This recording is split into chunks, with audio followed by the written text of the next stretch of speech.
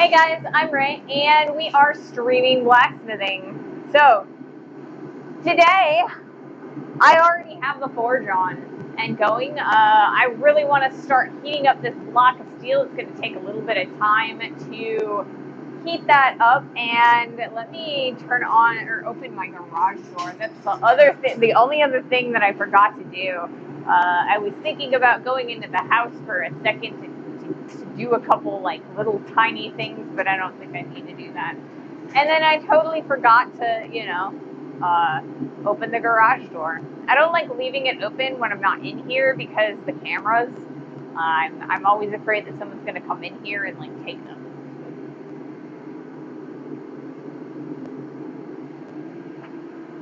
But that is a very strange fear, I guess.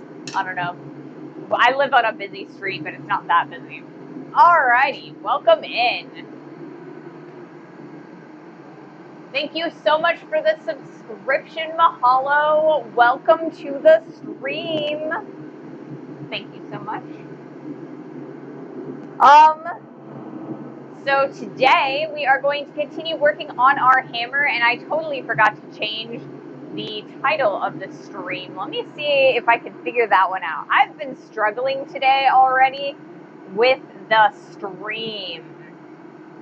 So let me, OBS has not been kind to me. And yeah, so I am struggling. So let's see if I can't change the title real fast. And that title is gonna be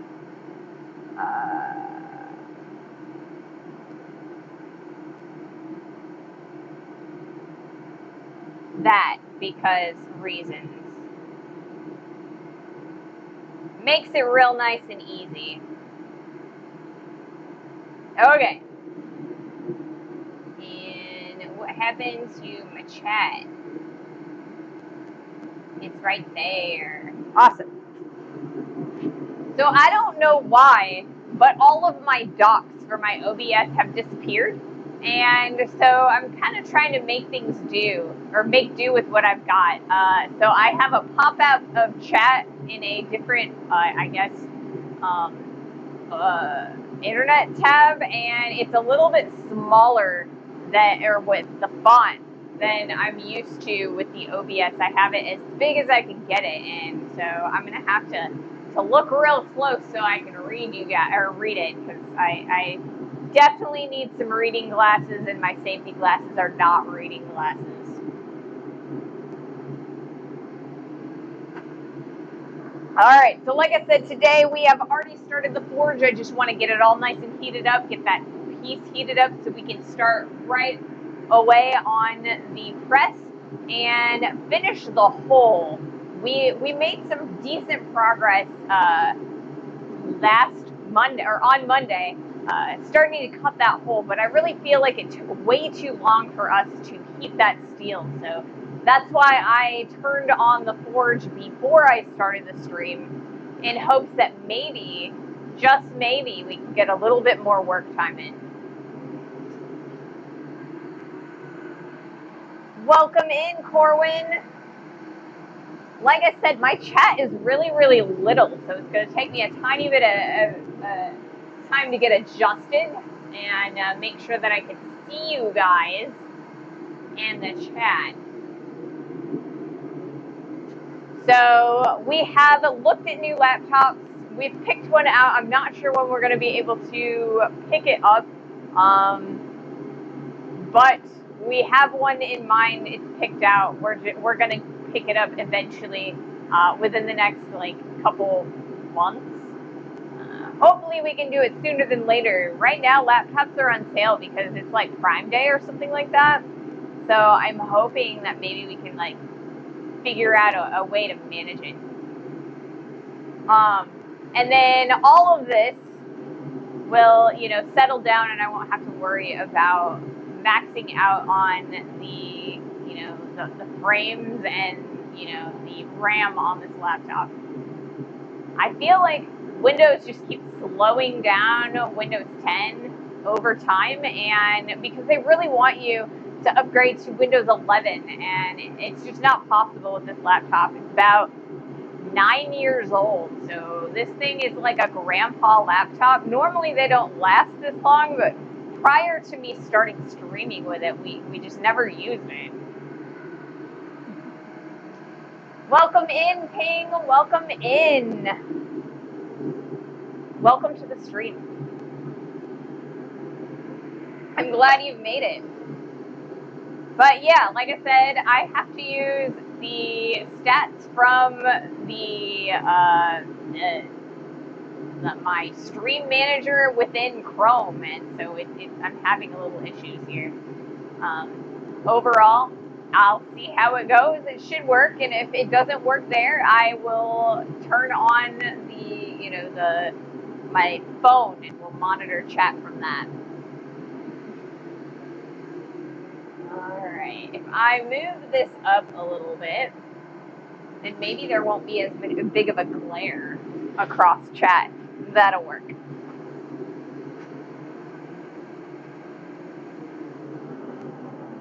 So, yeah, hopefully we can get the laptop before Prime Day ends, because that would be really nice. Laptops have been really high recently. Like, a lot of stuff is really, really expensive lately. I think part of it is like the chipsets are a lot higher now due to certain economic policy that I'm not going to get into. But I'm really hoping that we can pick that up sooner. I'm not trying to spend your money, just figured sales. Oh, might be able to get a portable monitor for cheap during Prime Day too. Ooh, a portable monitor would be awesome.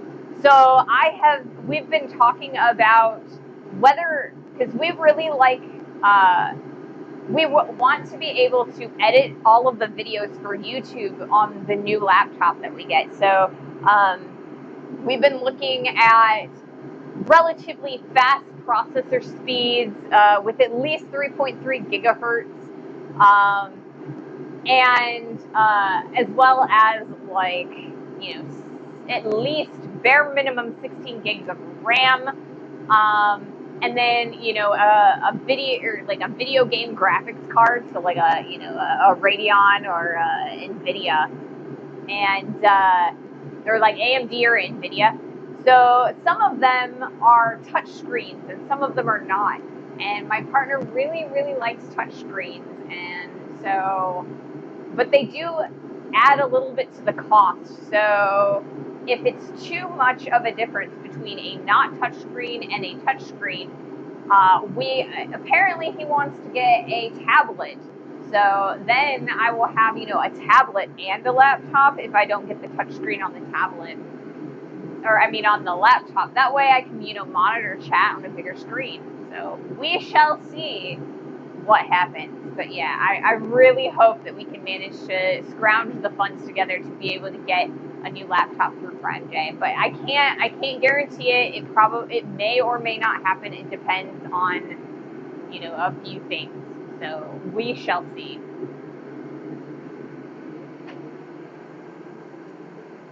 Dedicated GPU, definitely the way to go. Yes, definitely. I right now I'm running an AMD. I think it's a 3.3 gigahertz processor, and it's got 16 gigs of RAM in my desktop that I've been using to do all of the edits for YouTube, and I at least want to match that. Because I definitely do, I would like to be able to start broadcasting in high def and posting YouTube videos videoing in 4K. So that is the goal with this laptop, is to be able to edit in 4K. So we'll see. We shall see. All right. A little bit more time on heating up that brick. So today I did post a video on YouTube, and that video is when we fabricated the coal forge. So I did a nice edit of that. Hopefully it's starting to look a little bit better. I've been doing a little bit more recording specifically for the YouTube edit. So, the last couple days I've showed you some really unusual looking things, like, the inside of the forge and, like, me pulling the steel in and out of the forge. So I'm hoping that maybe by allowing you guys to see some of that stuff, I can have that as B-roll for the YouTube footage or for the YouTube videos.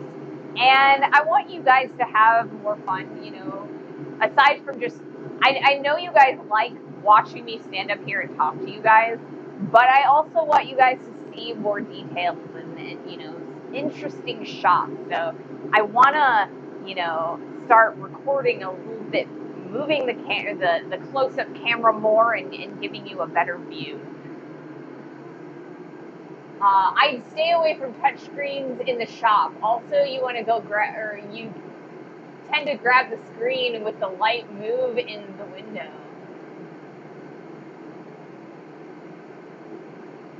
Yeah, I do have a tendency to move the screen, and in the shop, a touchscreen is going to get nasty because of all of the dust and stuff. So I would like to, I don't know. He likes the touchscreen. The laptop I currently have is a touchscreen, and it's held up relatively well.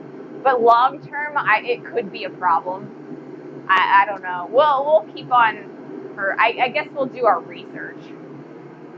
I was just watching part of the KoFi video before I got the live alert. Yeah, I hope it's all right. Like I said, I made it, or I shot it before I was really starting to think about the edit, and so I don't have quite as much different B-roll than I wanted to have. I learned a lot editing the stuff from the Indiana Blacksmith Association, and I kind of just took to heart that, like, moving the camera and having more than just two angles is a good thing. So I really want to show you guys more than just two angles. So I gotta figure out a good way to do that. I think I like it when I do the big part of the screen of the close-up, even if it is moving, even if it is like a little bit on the blurry side, as long as I put a nice inset so that maybe you guys don't have to deal with, motion sickness or anything. So you'll still have that little inset of the wide, and that will never move. So at least you have something to look at while I'm fighting the auto or like the focus ring. So I've been trying to do a little bit more manual focus. So I really want to step up the quality in both here and on YouTube. So that is the goal.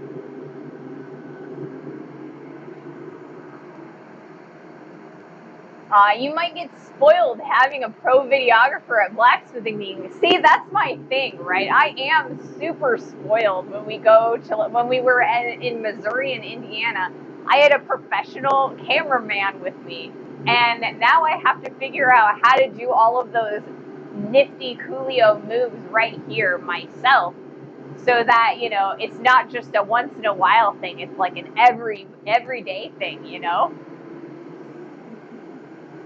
So like I said, I really want to step up the quality of the video, and that is my goal. So, you guys can help me out by letting me know, if it's unnerving to be jerked around like that, or, so let me know if there's any issues with the different camera views and things like that.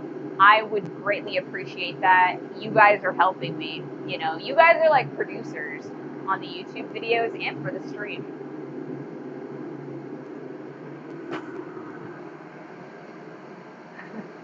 Welcome in, Chris.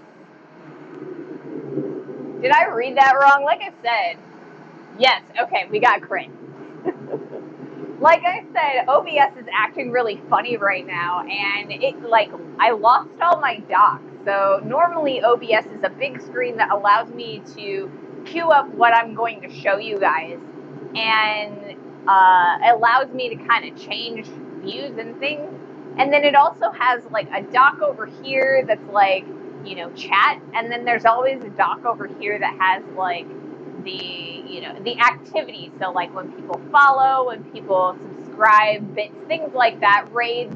It shows me that on a little dock over here. Well, those are missing, and I can't figure out where they are because I clicked on the docks thing, and they're gone. I can't even check them to be on. So all of my docks are now kind of on Chrome. So it's a little bit smaller font, so I can't see it from as far away.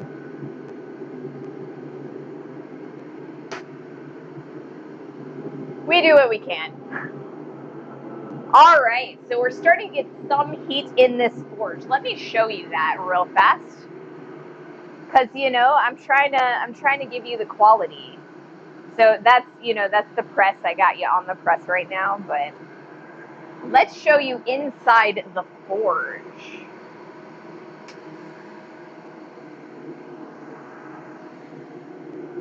So you guys can see me walking around and holding this camera. There we go. That's in focus now. Let's do a nice pan. And we'll pan up again.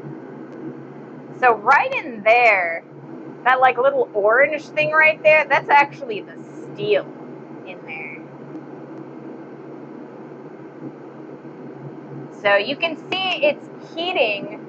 It's not black anymore, but it's not the same color as the interior of the forge itself. And that's really what you want to see.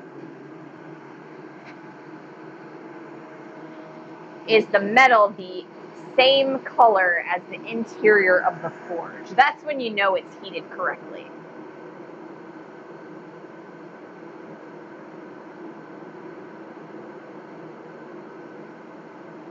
Alright, we're good to go back on the press again. So hopefully that wasn't too jarring for you guys. And it was, it was a decent shot. Well, we'll see. So the next thing that we're going to do is I am going to turn it around. So the back side of that brick is a little bit hotter than the front side because the back side is closer to that hot spot where the burner brings the heat in.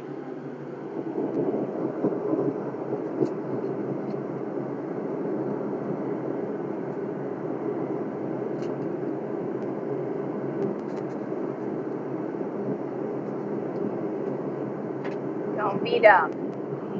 Don't fall over.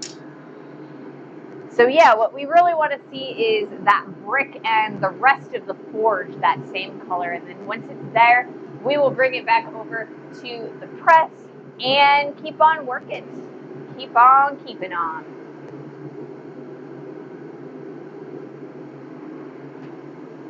It is super warm today. And I hear that the forecast is that we're going to get a bunch of scorchers here. So Friday's stream might be a little on the shorter side if it gets super hot. Last I knew, it was like in the 80s today, or like now. So that's not too bad. I should be able to spend enough time out here to, get a full 2.5 to 3 hour stream. Fingers crossed it doesn't get scorching in here. We are frozen? Are you frozen?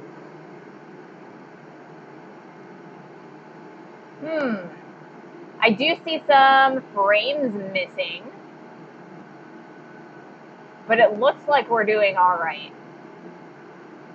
According to, I do have the doc that gives me like frame drops and CPU usage and things like that, and it is a little bit stuttery, it looks like, but I don't know that I have any, or that I have any indication that we've frozen.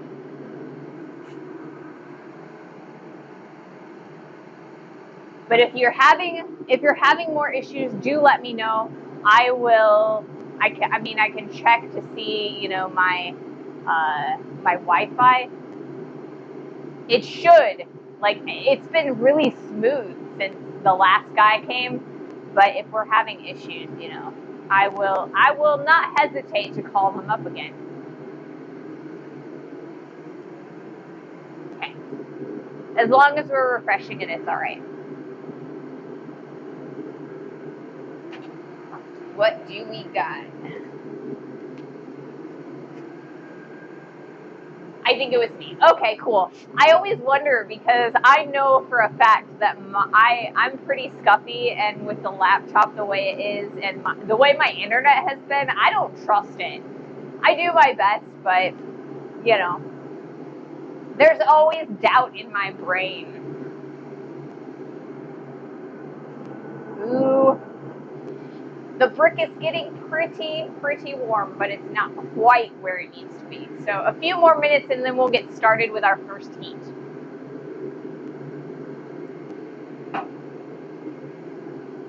If I have it my way, we will see the plug drop out of the steel today. And we'll be able to start working on the next step, which will be we'll be chamfering in the material, or like for the heads of the hammer. So once we've got the hole drifted into the hammer, I kind of want to separate the hammer, like the heads of the hammers, or the heads of the hammer, from that central point. So this is very straight. There isn't really a separation between the heads and the handle of this hammer. But what I'm really trying to do is something more like one of these ball peens, right? So you can kind of see there's like this round section where the handle is, and then it comes in, and then it goes out again for the heads of this hammer. And that's kind of what I want to happen for this hammer. I want to get a nice separation between the main head and the handle, and then I think what I want to make this is it is a 2-pound brick of steel, and so I'm hoping that I can turn it into a nice cross peen like this guy. So we'll probably do a separation for the front head, or the front face, which would be this side, and then I'll probably just taper down the cross section of this hammer. So we're trying really hard to make a cross peen hammer. There is always a chance that I'll screw it up because this is my very first hammer. And I'm just kind of playing around with it. We're going to learn what we learned from the process, and then maybe our next hammer will be a little bit better if this one isn't usable. But the more we learn from this hammer, the better our axe and our next hammer will be.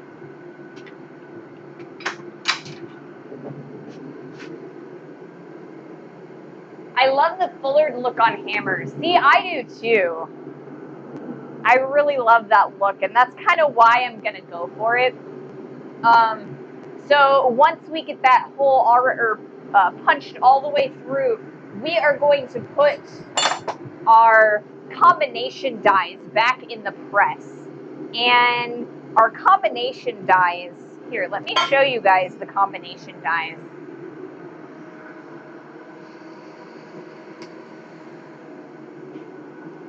Whoops, that's not what I want to do. Let's go back.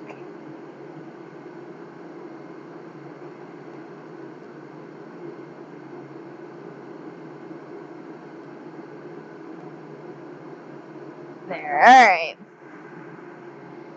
If I hit enter, then I can do this and that. And then you guys can probably see, okay, so if you look at the combination dies here, this side right here, let me see if I can't make this happen. If I pick these guys up, I might be able to point. I apologize for the movement. Okay, so this side right here, you can tell it's flat, right? And then this side has a rounded side. So that's how a combination die is. So we're going to put that chamfer on the hammer using that rounded side of the die, if that makes sense.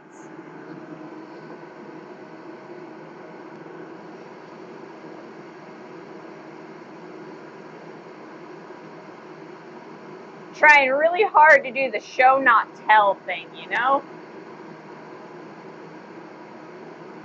If I can show you what I'm talking about. That's a lot better. Whoa. Than when I tell you about it. Nils Oregon has a great video on making a cross-peen hammer for beginners. Ooh. I will have to check that out. I've been watching a lot of Alex Steele videos and a few other blacksmiths who specialize in tool making. But I will definitely check that video out too. I cannot watch enough videos, you know. The more videos I watch, the more I can like learn from them. Everybody has a unique perspective, and I really, you know, that's how you learn the best, I think.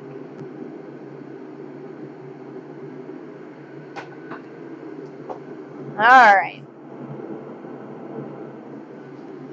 I think we've got enough heat to start.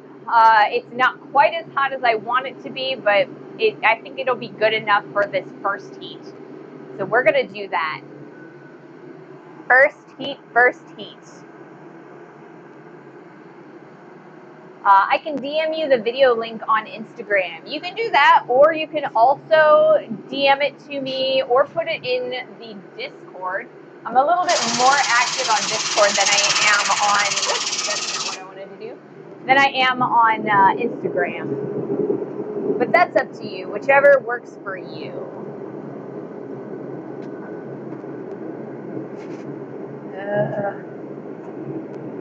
Because of course you want to turn in the forge and make it hard to get it out.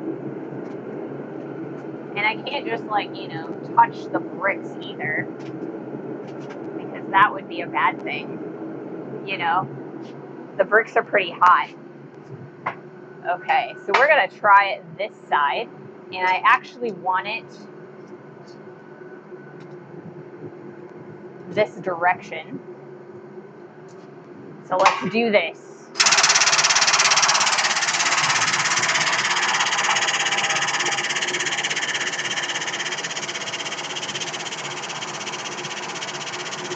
First heat, first heat.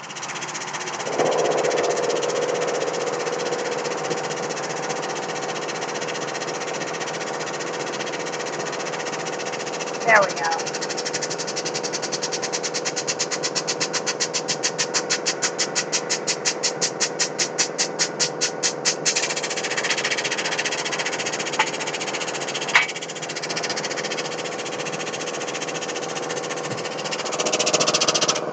Back in the fire.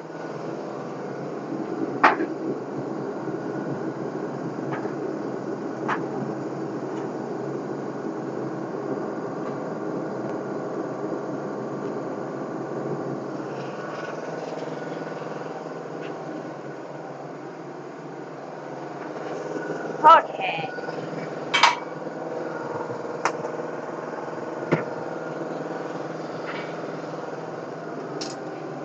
So we're going from the opposite side that we tried, or that we were working with on Monday, so that we can kind of have the two meet in the middle.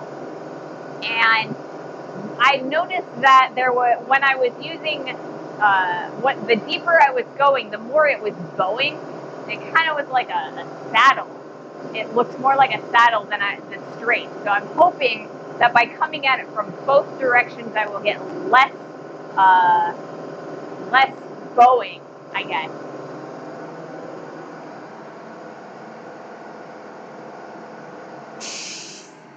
Good day, Pyrex. Yeah, my Discord is, there is a command for the Discord, and it looks like Pyrex got it for us. So yeah, I mean, not everybody uses Discord. It's very convenient for me, just because I can just set it up on my computer, and you know, when I see that I've got a little ping on it, I can check it. It just makes it a little bit easier for me. I'm really, really bad about Instagram. I need to get a lot better about it, especially because I'm not as happy with the way TikTok is working right now. So I will probably be leaving TikTok and spending a little bit more time on Instagram. It's not that I post on TikTok necessarily, but I do a lot of TikTok doom scrolling. So, you know.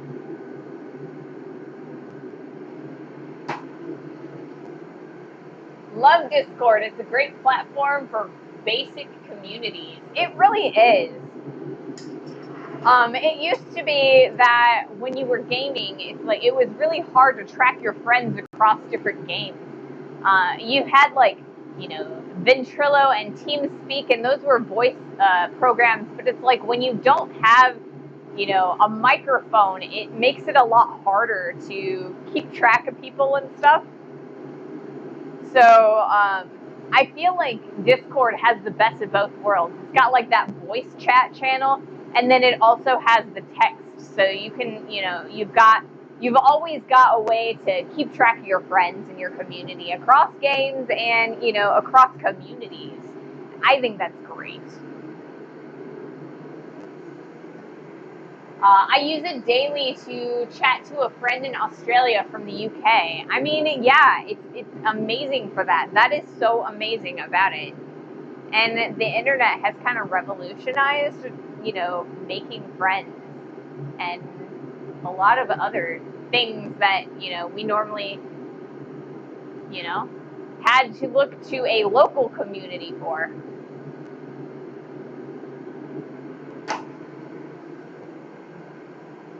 And it's easy to share your screen and work together on something. Yeah, I love that feature. Because when I was gaming and in gaming communities, you know, there were a lot of times where people would ask me how to do stuff, and you know, before Discord, it's just like I kind of had to like tell them how things work. Now with Discord, I can just screen share and I can just do it, and then they get to see, or you know, they can screen share with me and I can tell them, you know, what they're doing wrong or how they can improve, or you know, I can see things from their perspective. I think it makes it a lot easier. And I mean, I really like it for the Discord for this community because, you know, when you guys let me know about videos and other resources that I've not heard about, then you guys can post them there and I don't lose them in the chat. Because once I close my computer, and usually at the end of the stream my computer kind of crashes because it's so slow, you know, I lose that stuff. And when you guys post it in Discord, it's there and I can take a look at it. All right, we're gonna flip our steel.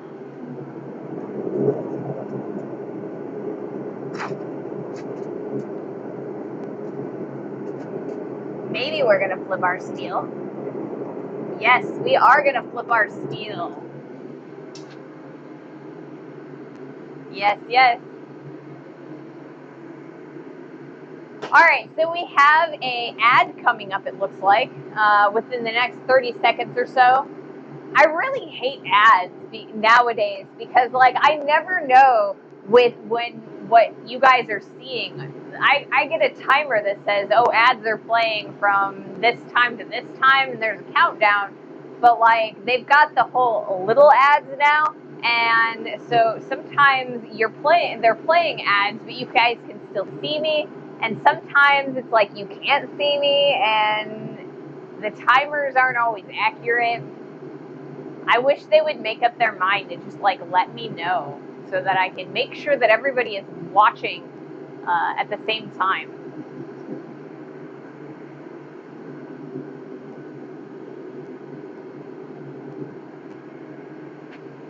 Let's see, what else is going on in the land of Ray's Smithy?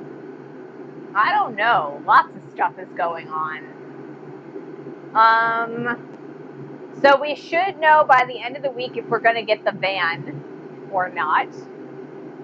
And then I can kind of keep you guys updated on that. I'll be able to, you know, give you like, or post videos about the van and things like that. I'll probably do a couple, like a short on like a van tour before we actually do anything to it, like before. And I want to do like a video of us like building the van. I know it's kind of like not our normal type of content, especially for the YouTube, but you know, I think it would be interesting. And I don't know, maybe we'll post it onto my partner's channel or something, and then I'll link it to you guys. Ads are a real lottery. Best just carry on. And Ping would love to see the van. I really want to show you guys the van. And I kind of want to be able to like give you guys van updates and, you know, maybe post little shorts and lives from the van when we're traveling and stuff like that. You know, it's our mobile base. It's kind of a camper van and kind of a gear van and a broadcast van. So that's the goal with that. That would be cool.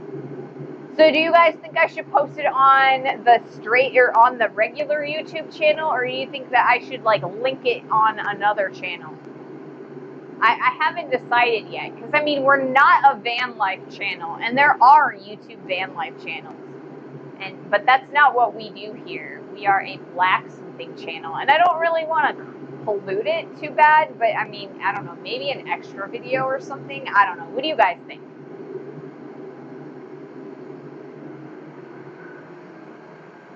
Been thinking of converting my enclosed trailer. YouTube. Yeah, I will definitely put it on the YouTube.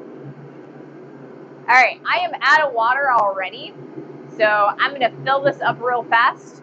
And after that, we're gonna do another heat because we've got plenty of heat on that piece of steel.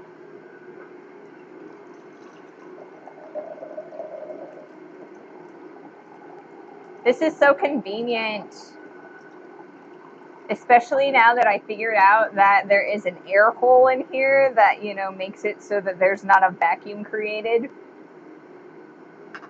when I'm trying to refill this water. All right, let's do this. Just pics in Discord if you want to keep it separate from other social media. Another channel on YouTube, a separate channel, but also cross-pollinate. You could put your small forge and a 66-pound anvil in the van and do mobile forging. I'm definitely going to be doing a mini setup. Welcome in, Sandwich. I'm sure there's a swarm of van folks on Instagram. Always draws a crowd at the country fairs. It definitely does. All right, we're gonna do another heat, and then we'll kind of talk maybe a little bit more about the van. And the van plan.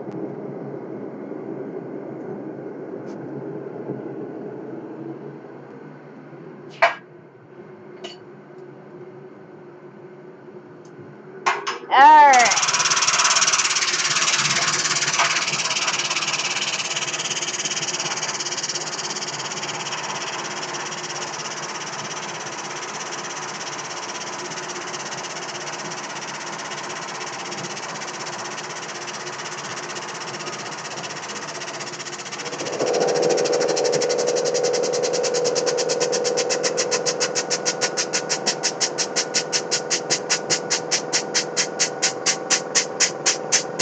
It helps when it actually turns for me.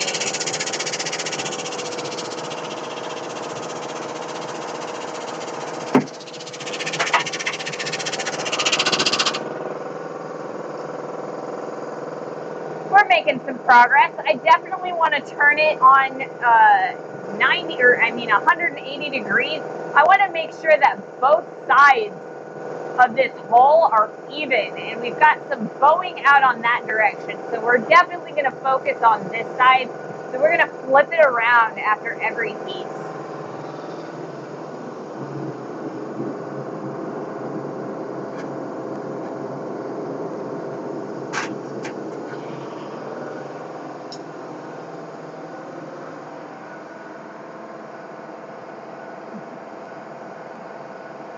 But Twitch, I think, would work on this channel.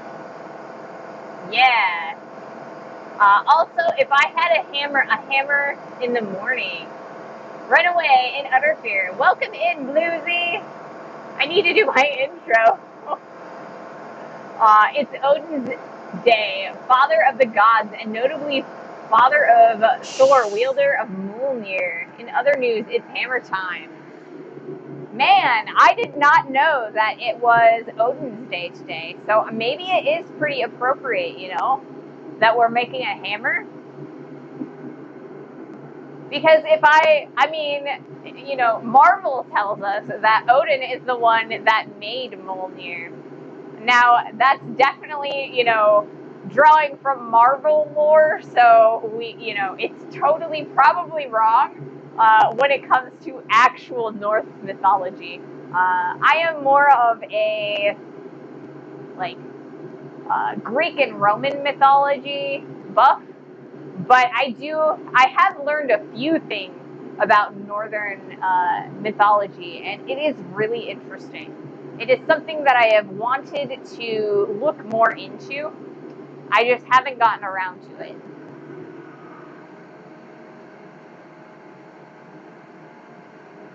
Pyrex is lurking. Thank you for that lurk. The dwarves made Mjolnir for Thor.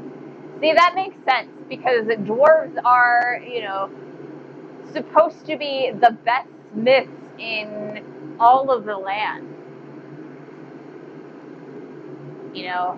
I think I'm a little bit tall to be a dwarf, so maybe I won't become the best smith in all the land, but we can do our best as a human.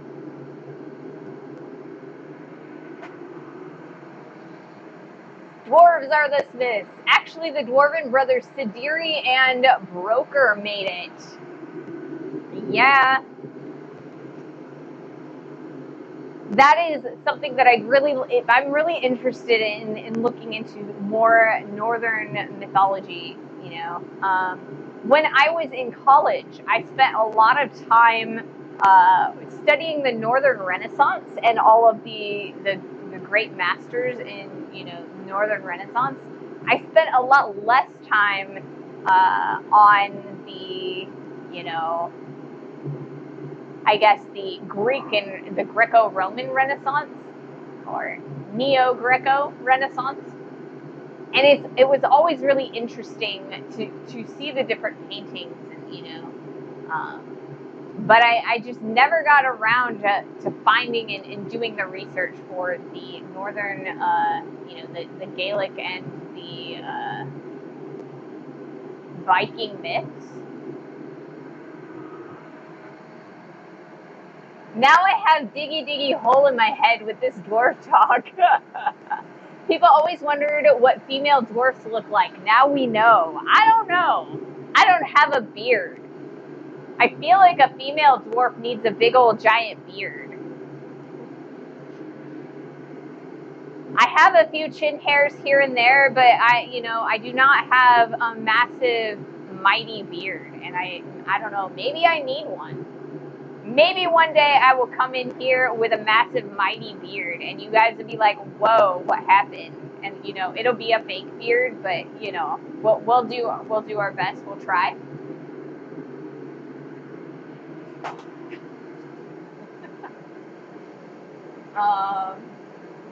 Tie your ponytail around the front. How tall or short am I? I am 5'5". So, I'm a little less than average for a female in the United States. Average for a female, or average height for a female in the United States is 5'6". 5'9" is tall. That's where they start looking at you as for modeling if you're thin enough. Tolkien intimidated that female dwarf, yeah, Tolkien had female dwarfs with beards. He did. So I've never actually seen any paintings from Tolkien himself. So there's a few descriptions here and there, but I think that there's room for interpretation. But I like to think of the female dwarfs with beards because, you know, beards are impressive. 5'5" is normal. You are good. You are a giant. I am 4'9". Too tall for a dwarf. I am too tall for a dwarf. 4'9" isn't honestly that bad. I have had some friends who were about that height, and I do have to reach things from the top shelf for them. But I mean, compact. And sometimes the best people are, the compact ones.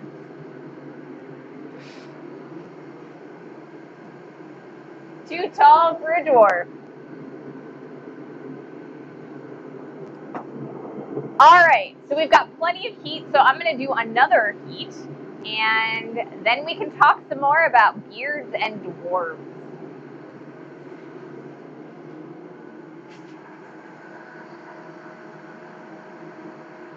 All right, there's that.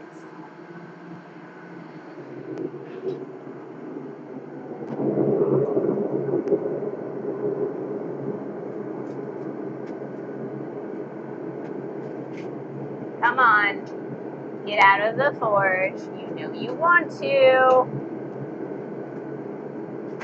This piece of steel is like, no, I definitely don't want to because it is nice and warm and I just like being in here.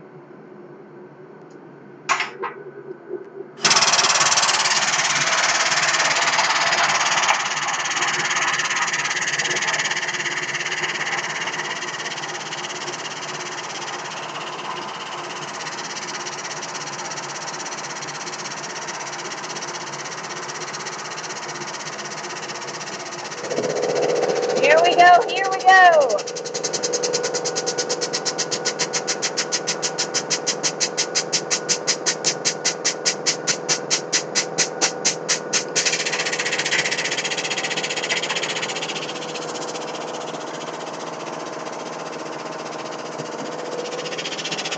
We're getting a bit of force.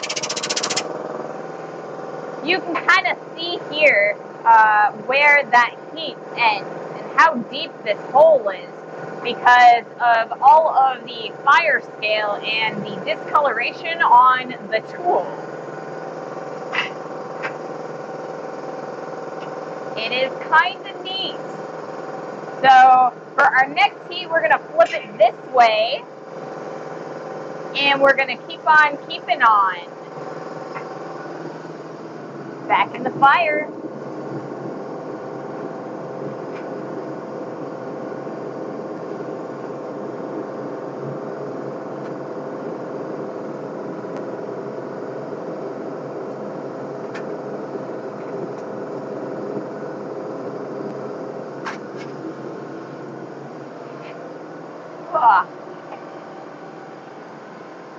Gwendolyn Christie is 6'3", and Kylie Minogue is 5 foot. So you are small and not.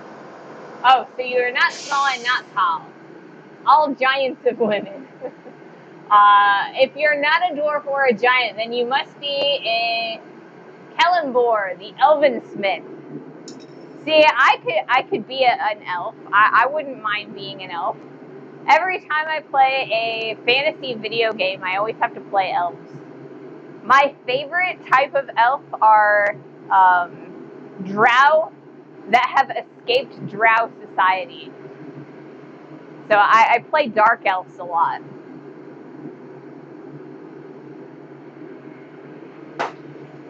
I like to play anti-heroes and reformed villains when I'm playing fantasy. So like with my D&D characters and all of that, I tend to play people who used to be really, really bad and now they're, learning to be good. Then I've got a nice built-in arc. Are your ears slightly pointed? Nah, I've got pretty round ears. You can see them, see?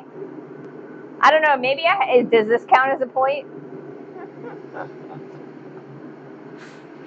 Obviously, my headset are my ears, right? Now I understand why it takes you so long to do things. You are a font of wisdom, but you should work more. Not saying you don't, but as a farmer, you know. Yeah, I do have a tendency to talk quite a lot and not get a lot done. But, you know, I really enjoy talking to you guys. And I do still have to wait for the piece to heat up. Now, when I was completely healthy, and I was working full-time out in the shop, I was always working on 2 pieces at once. At any given time, I was working at on 2 pieces. That way, while I'm waiting for one piece to heat, I'm working on a second piece. Or while I'm, you know, doing the hurry up and wait, where I'm like gluing things together, or, you know, waiting on stains or whatever, I would always have something else that I was working on. So, you know, 2 coffee tables, 2 chairs, you know, that sort of thing. And I really loved that style of working. And I followed it, or I followed it even while I was doing jewelry. So when I was waiting for something to clean after soldering it, I was in the middle of soldering something else, and then I would just trade projects until they were both done. But now that I've, you know, got my chronic illness, I just can't quite do that. It would reduce the amount of time that I could be out here. So I have a tendency to, you know, wait for things. I've been forced to be a lot more patient. And it also gives me time to talk to you guys, and I really enjoy talking to you.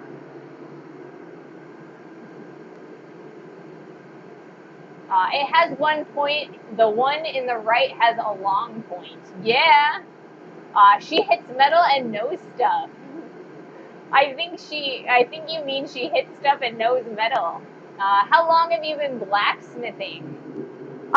So I started blacksmithing in 2010, and in 2020, so from 2010 to 2020, I was blacksmithing, or that was the amount of time that I was like solid blacksmithing. Most of that was hobbyist blacksmithing, so I had other jobs that I was working at the same time, and then just coming out on, you know, days off, weekends, nights, whatever, what have you.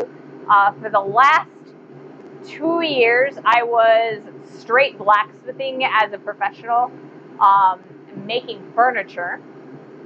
But in 2020 is when I got sick. And it took me about 4.5 years to get to a point where I could come back out here. So we've been going for 6, 7, 8 months, something like that. I started back in here in November of last year, and so we have been doing the blacksmithing thing ever since. When I first started coming out here in November, I could only really be out here for about an hour. And now I'm out here for like, you know, 3, 4 hours at a time sometimes. I've seen such improvement. It's amazing, and I'm very happy. And I think that I would be happy even if I didn't get any more stamina back. But, you know, I'm working on it. I'm fighting. We're trying to get more stamina, as much stamina as we can, you know?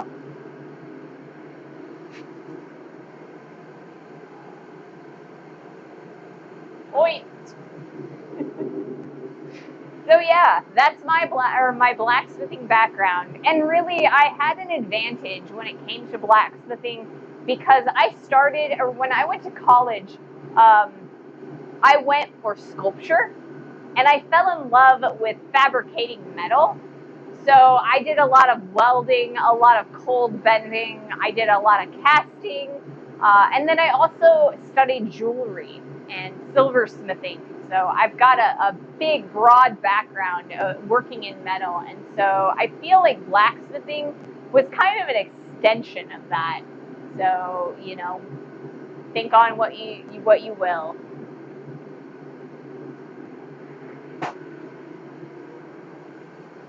Afternoon, Harold. Glad you were able to get back into the shop and get some stamina back. So am I. It has been amazing to get back out here. I gotta tell you, you know, in the middle of being ill and just having no stamina, I just felt so depressed. And, you know, I woke up every day and I just could barely, you know, do anything. And I couldn't work. I couldn't, you know. So getting out here has been such a boon, such a blessing. And I feel like I have a purpose again.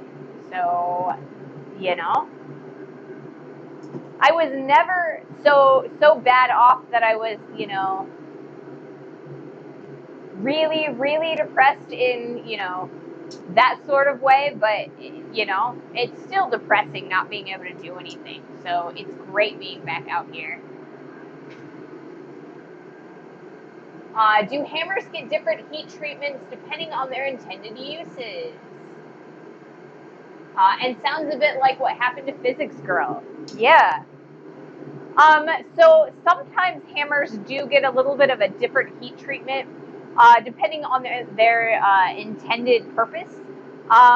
So if you're going to be doing a lot of like blacksmithing or like a, you know, a sledgehammer, you kind of want it a little bit softer than you want for a like a nail hit hammer. So like if you're looking for a framing hammer, it's probably going to be harder than it would if, you know, for a forging hammer or a sledgehammer. So you kind of want that vibration and the, you know, the ability to get a little bit more movement.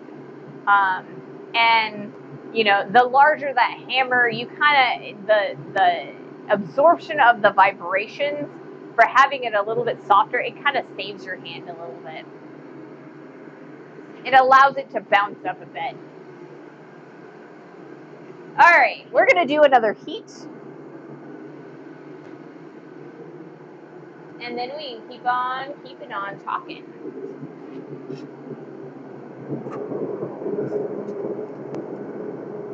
If I can get this out of here, that is.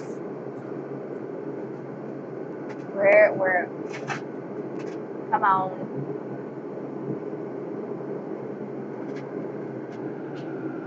I love the fact that I've got that inset and you guys can now see me struggling with this.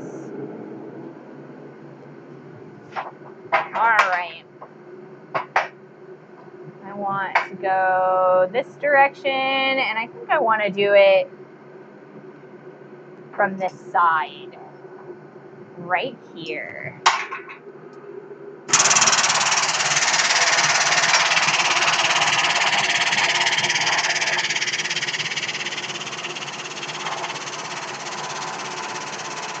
Make sure that punch is going the right direction and it's pretty straight in there.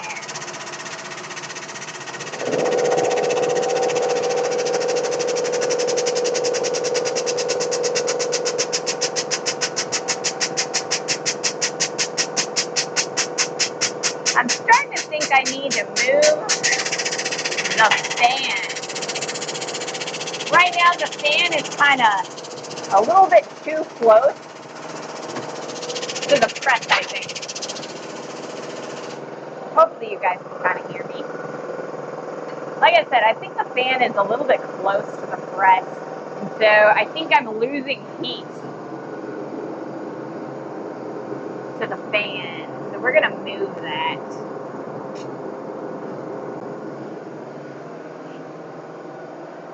There's that.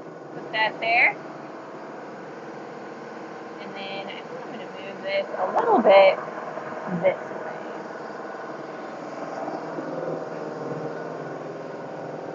Now it's on me directly right here, and I think I need to, I don't know, I got to figure something out. Here, I will do that. That's much better. It's cool, but it's now a little bit lower. So it should raise some of the heat away from this area here. So one thing that I posted the VOD from Monday's video onto YouTube, and I had somebody comment on that VOD yesterday, and they asked me, how did they word it?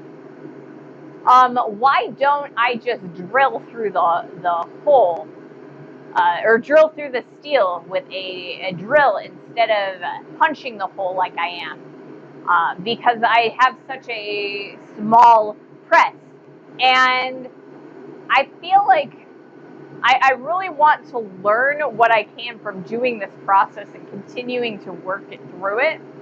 And like I said, what I learned from this piece will help me in future, making future hammers and making future axes. The other thing that I needed to say, but I didn't really say in the comment, is that I don't actually own a drill press, right? So when I'm drilling holes, all I got is a hand drill. And it is really hard to keep a hand drill at a 90-degree or like completely upright when, you know, through a solid piece or a solid brick of steel like that. So that is a second reason why I'm punching it as opposed to drilling this hole. And because we are starting from both ends, I can kind of correct when, or if I were to, you know, move the punch or not have it going straight down, I can kind of correct it over time. And so that's why I'm doing it the way I'm doing it. Drilling removes more metal too. Drilling is a completely different stress profile than punching. Yes, drilling does remove material. And right now, with the punch, I am moving it, or I am moving the material away from the hole. So I'm saving material that I can later use if I need more material when I am shaping this piece of steel. And you are also right. It does change the crystalline structure while I am punching this, because I am like increasing the size of those crystal, the crystals that form, whereas I'm just removing the material, and that does not alter the crystalline structure of the hammer itself. So yes, it is two completely different processes. Now, if you do want to realign those crystalline structures, when you do temper and you want to do an annealing cycle and de-stress those crystals and reform them into a more regular lattice when you're done doing this. And that is part of the hardening and tempering process.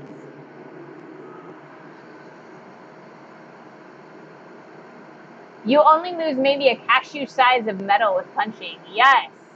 It's cooler to hammer it too. Yeah. With the punch already going in a little bit, would it make sense to step up with the passing under the press somewhat to reduce the time the press is down enough to apply pressure?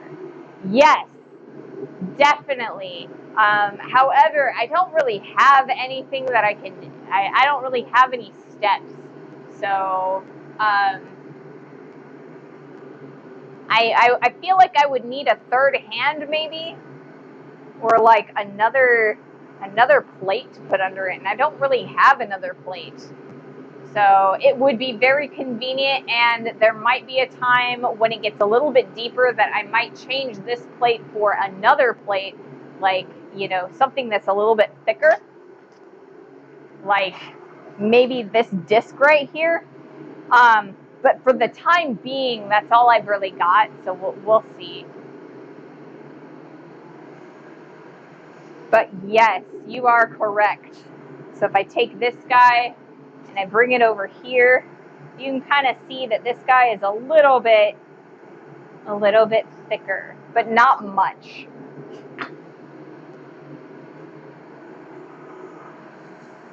If your partner is available, he could be a striker with a sledgehammer for you. Yes, he definitely could. However, he works. And he works like a 9-to-5 job, so I don't actually, I'm out here all by myself most of the time. Occasionally he is around and he'll be able to like help me, but it's usually because it's a holiday or he had to take days off, because if you don't take them, you lose them, you know? Use them or lose them. ads. Another person would obviously help to start moving down the press while you are putting the piece under the press. Yeah. So, like I said, my partner is working. So I work all by myself. I do need to come up with a solution to that though, because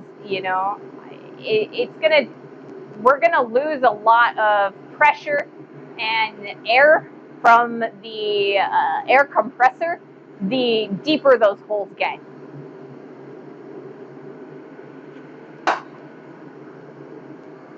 So like I said, I may end up changing the plate for this piece of steel as we continue moving.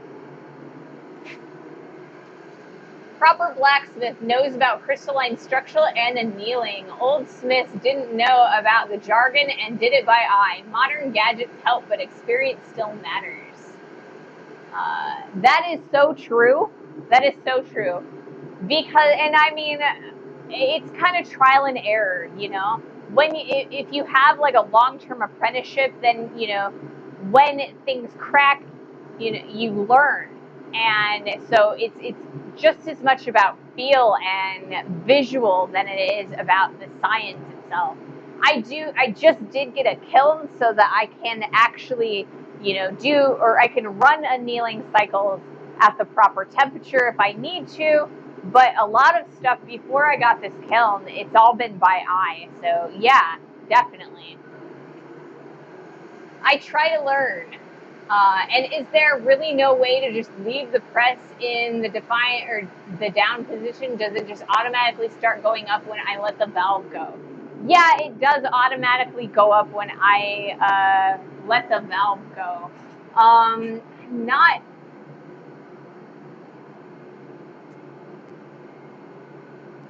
I mean, there might be a way. I'll see what I can do on our next heat. I do need to let it up a little bit, but I'll see what I can do. Because I might be able to keep it down. We shall see.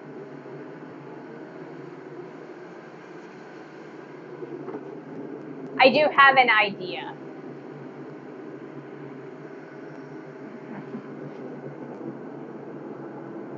Oh, it fell over. I hate it when it falls over in the forge.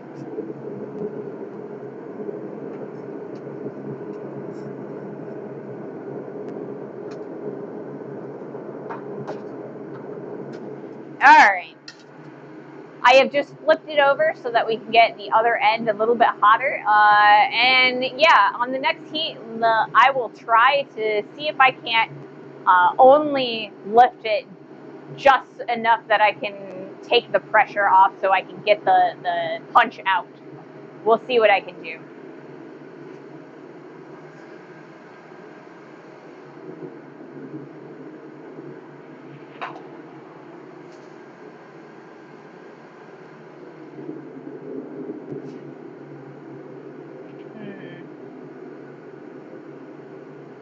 So this guy used to be a bearing, and I cut it in half. It used to be double the size. It used to be like go out to about here, and then I cut it in half with a bandsaw.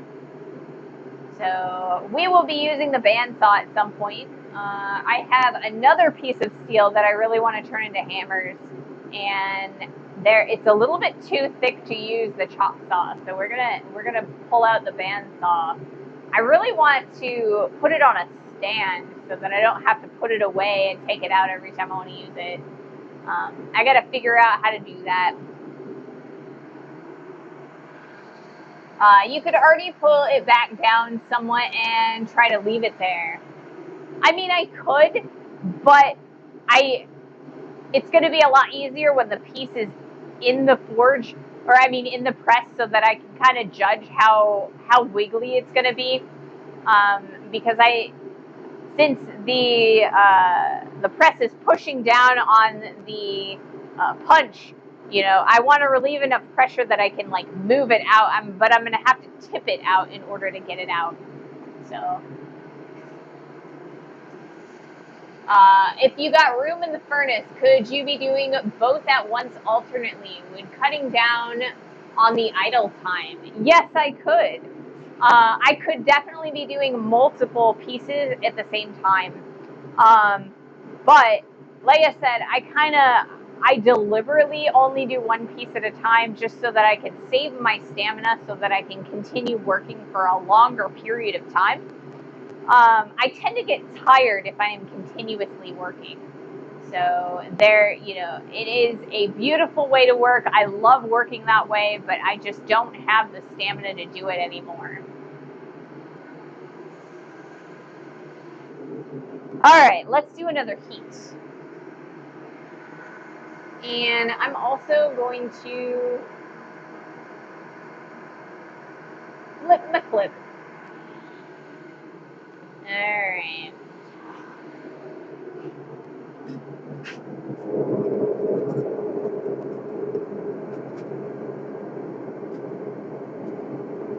If I could make this work, it would be great. Come on. You can get out of there.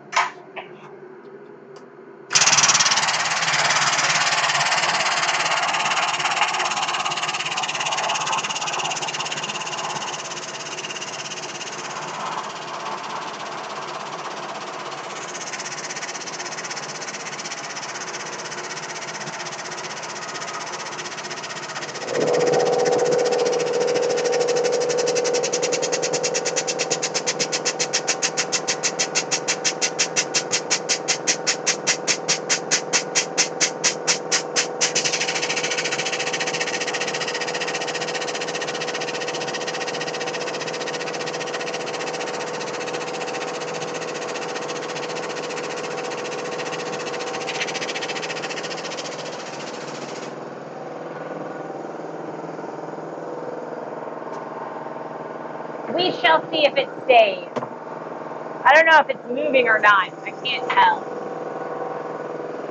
It should be.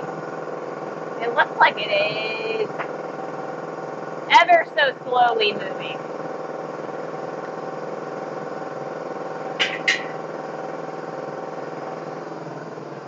But it is a lot lower than it was before.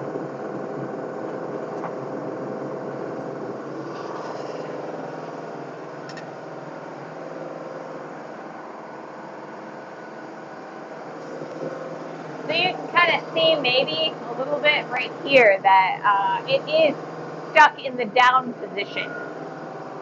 A little bit. I'm hoping that it doesn't like slowly go back up. Let me show you guys. I will raise the camera a little. Make a chalk mark where it is now. Yeah. So if I go up like so, you can kind of see close up that there is a little bit of that shiny in there.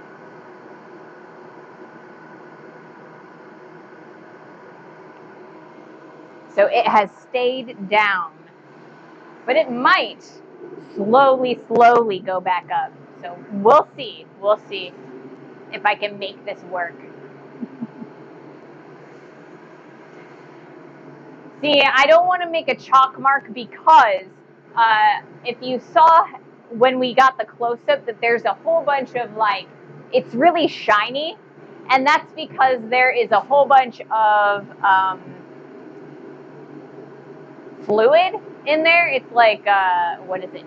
It's not pneumatic fluid, it is hydraulic fluid. Yeah, this guy is covered in hydraulic fluid. It kind of allows it to go up and down smoothly. So I can't really chalk the mark, or like I can't really mark it with chalk. But I like your idea.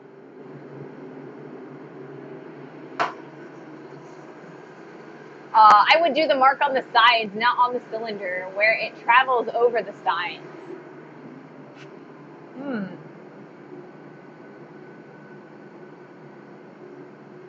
I am not sure. Oh, these. That makes sense. I can do that.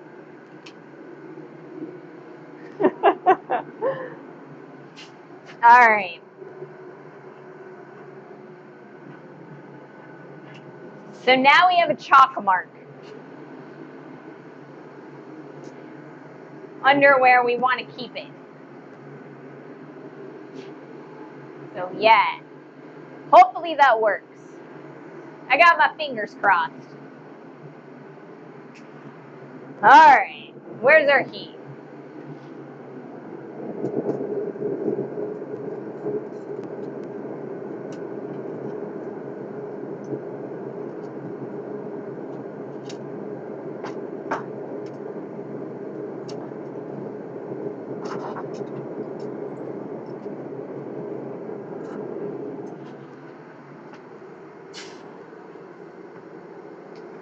And we flipped it over.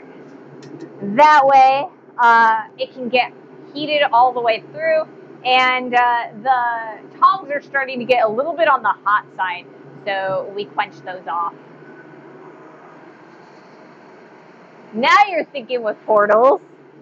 I mean, that's why I have you guys, right? You guys always tell me the best ways to do things. I mean, you know, that's why I love it when you guys, when I get blacksmiths in here and people who are like a little bit more critically thinking than I am, because I'm very like flighty when it comes to a lot of this stuff. I have my own way of thinking of things, and I don't always have the same perspective. So I love it that you guys, you know, can give me advice.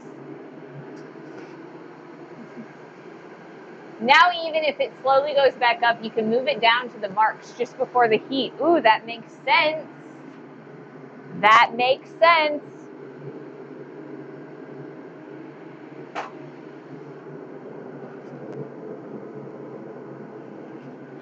It does, it does.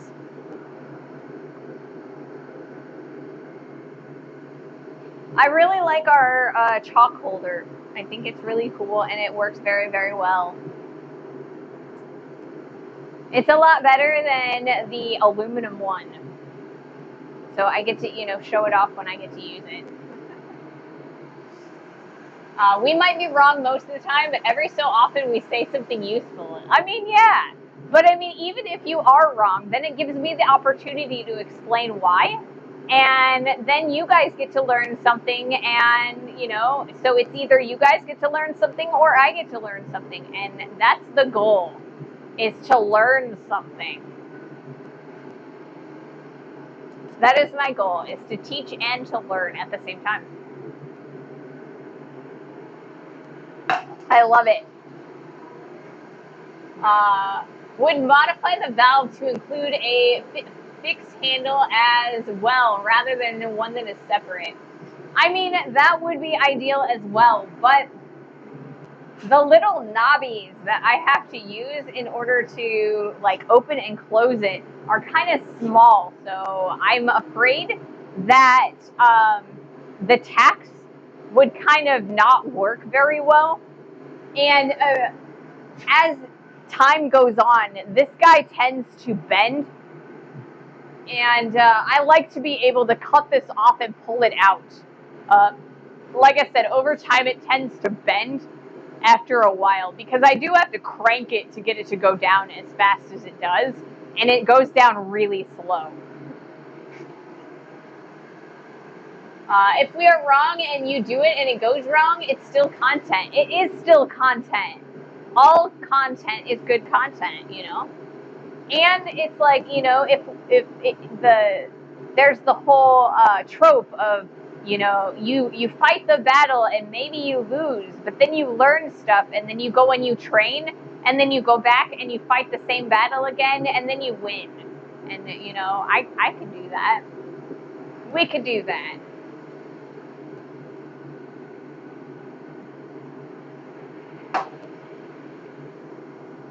It's the shonen show arc, you know. Every time you know, you got Naruto, you know, he fights a big major battle, and sometimes he gets his ass kicked, right?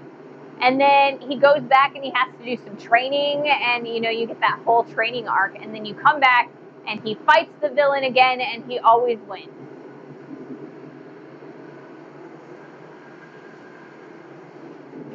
It's good content. And I'm not too proud to show you guys that I can lose as well. So, all right, we are going to do another heat and see how this works. See how well this works.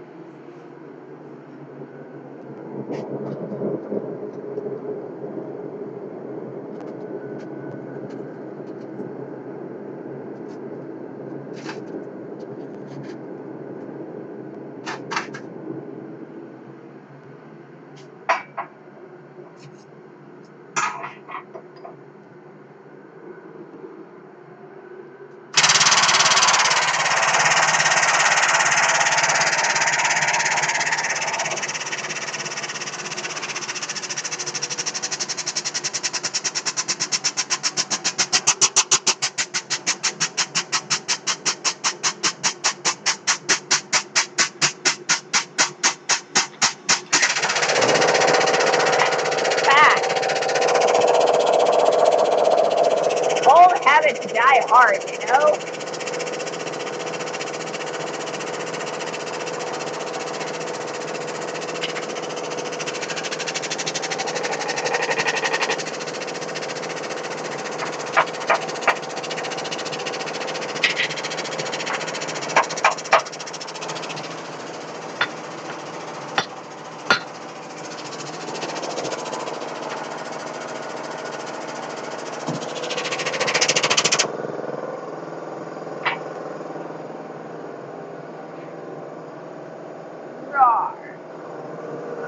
Alright, let's do this.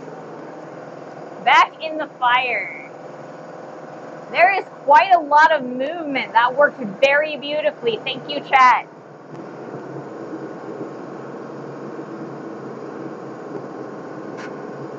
The bricks are too far apart. They've been slowly shimmying on me.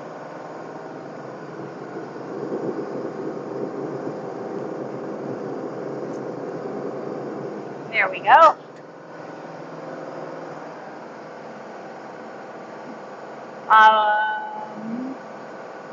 Saitama has trouble losing. He does.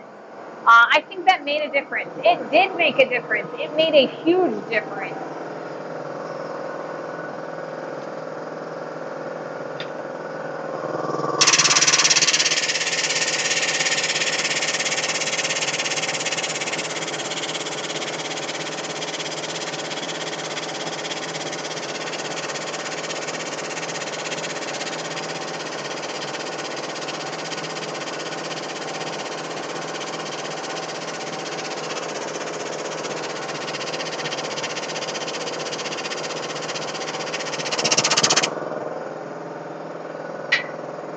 Yeah, it made a really big difference. It did. It made a really big difference.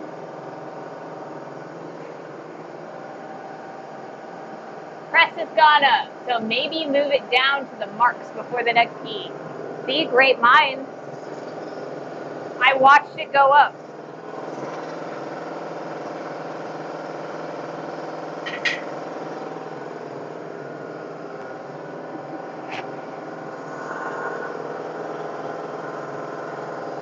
So yeah, you can actually tell that we got a lot more work, because before we were at about here, and you can see the discoloration of our tool.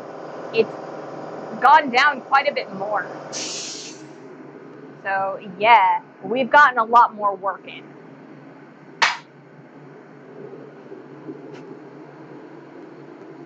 Always good.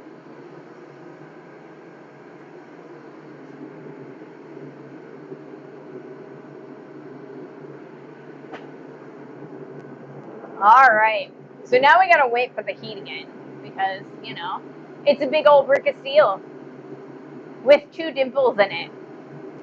I showed, or like on Monday night, I showed my partner the hammer that we made after it cooled down, and he looked at it and said, "It's a brick of steel with 2 holes in it, or dimples in it, I guess."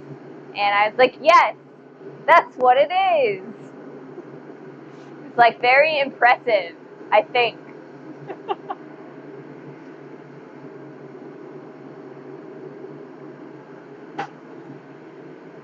Oh. But yeah, that's working beautifully. So thank you guys. Thank you, chat, for, giving me a tip. I'm always down for new tips. From me, from you, all that. So does One Punch Man have more than one season now? I know that I watched at least one full season of 24 episodes of One Punch Man, but I don't know that I ever saw any more. I know there's more manga, but I don't know that I ever saw any more of the anime. Optimizing process is part of my job. It's a good. I mean, people need to optimize their methods, their methodology. Otherwise, there's no growth.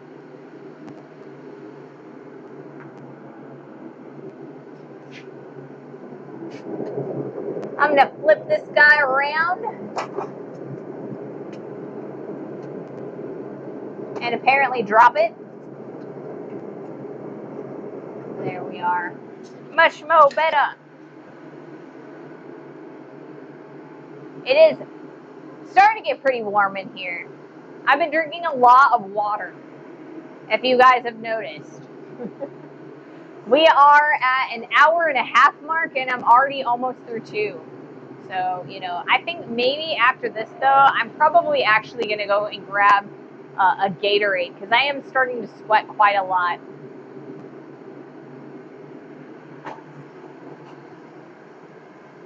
Two seasons of One Punch Man and a third in the making. Ooh. They just started streaming a new season of Dan to Dan, and I really love that show. I was watching Apothecary Diaries for a while as far as anime. I am a season behind on Apothecary Diaries because I got rid of Crunchyroll, and now I'm just watching anime on Netflix.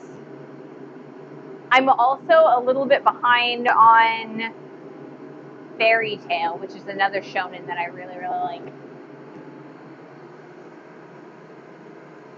But 4 years and 6 years, that is a long time. Honestly, it always shocks me when like an anime is gone for that long and then it comes back. Because I always think that it's going to they're going to cancel it. Although I still have hope for Rosario Vampire.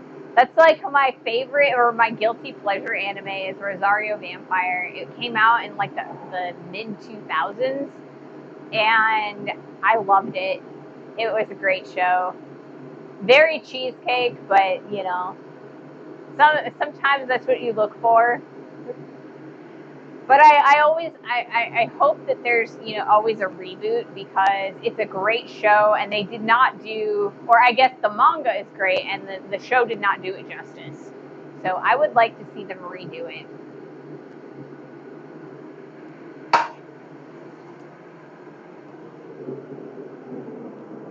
All right, we're gonna do another heat.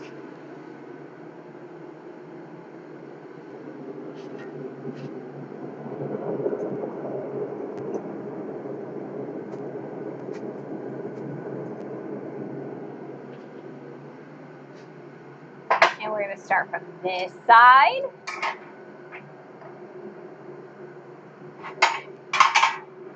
Catching things.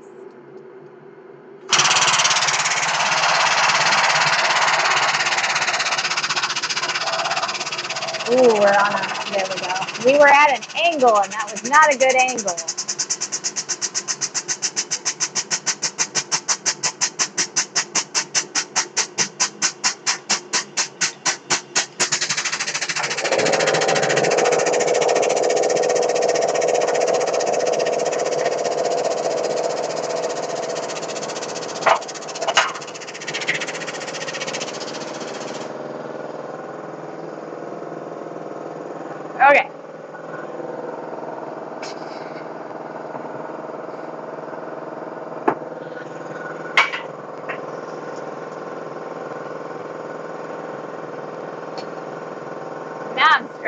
warming it up. There we go. Back in the heat we go.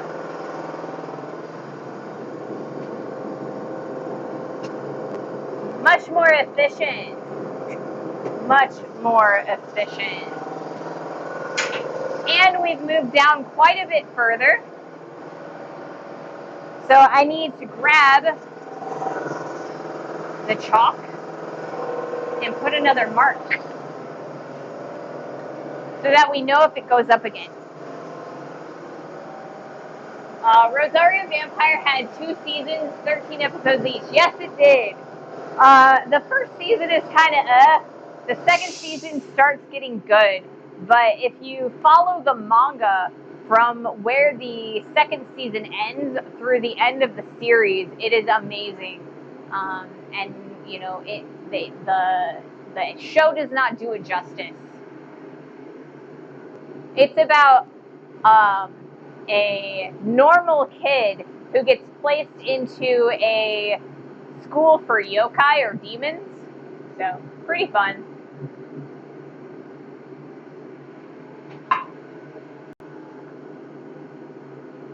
Let's see, what else have we been up to?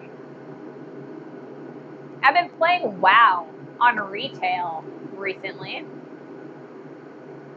Kind of weird because it's been like so many years since a new MMO has come out that I've just been flitting between MMOs, like the old ones. So I just finished SWTOR for a while, and now I'm back to WoW. Before that, I was playing Final Fantasy, and before that, I played ESO, Elder Scrolls Online.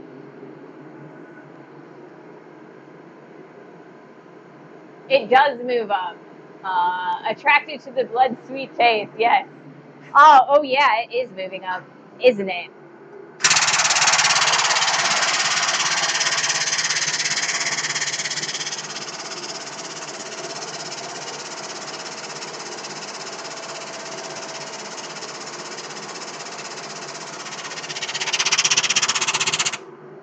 if I turn that off and then do that,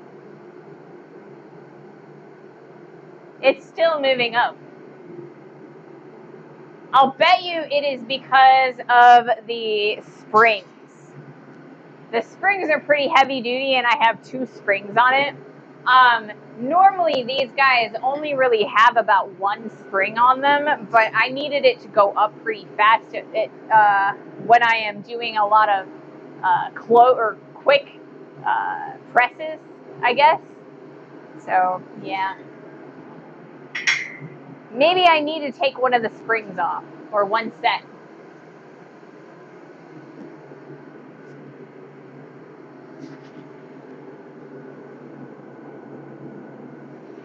I don't know. We'll see. And it looks like we are about to start an ad. So I'm going to wait until that ad is done and, before I do anything major. That way everybody can see it all. Let's see. I also need to flip my clips again. Flipping my clips. I never did start the wide camera recording, but I think I started most of my stuff, like the wide stuff that I needed, on Monday. So I think I'm all right on that. We are now on ad time. So like I said, I don't know if who can see and who can't see. I know that some of you have the nitro and stuff, or I probably said that wrong. It's turbo, isn't it? Twitch is turbo and Discord is nitro. So I know some of you have turbo, and I know some of you are subscribed, but I never know about the people who are not subscribed and what ad type they're looking at. So yeah.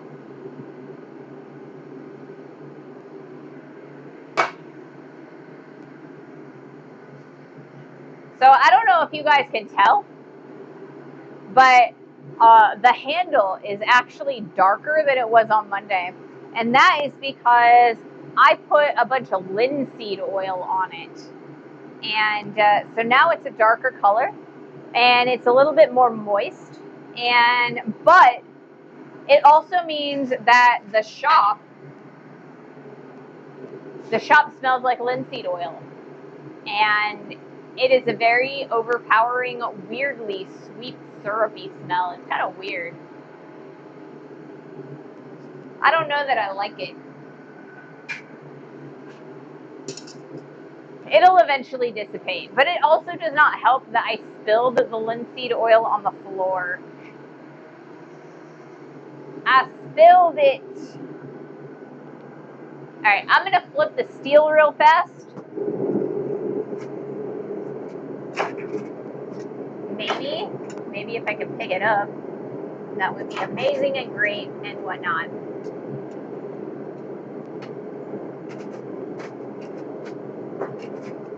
Why are you being dumb?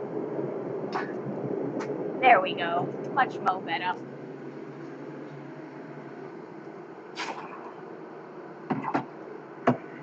I need to put more water in my quench bucket. It's not deep enough. I only get about this much of the tongs in the quench bucket at any given time. Oh, I'm out of water again. I'm sorry, guys. I will be right back. Gonna go in the house and get some Gatorade so I can get electrolytes. I'll have to refill it here shortly. I think I need to buy more Gatorade. So yeah, I am back. It wasn't that long, was it?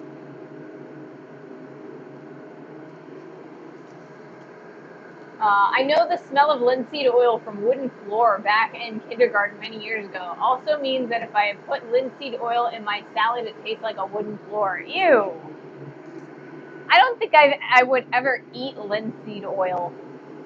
I mean, I understand why maybe people would, because, I mean, it is a natural thing that you could probably eat. But I tend to use it for, like, treating woods and, like, it's also beautiful for oil blackening metal, right?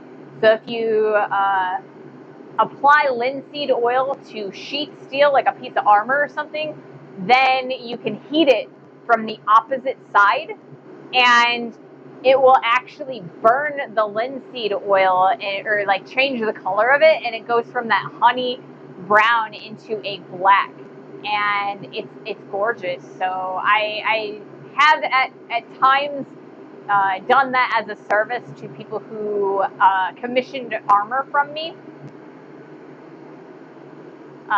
Because I used to do some armor commission work for my local SCA group, the Society for Creative Anachronism.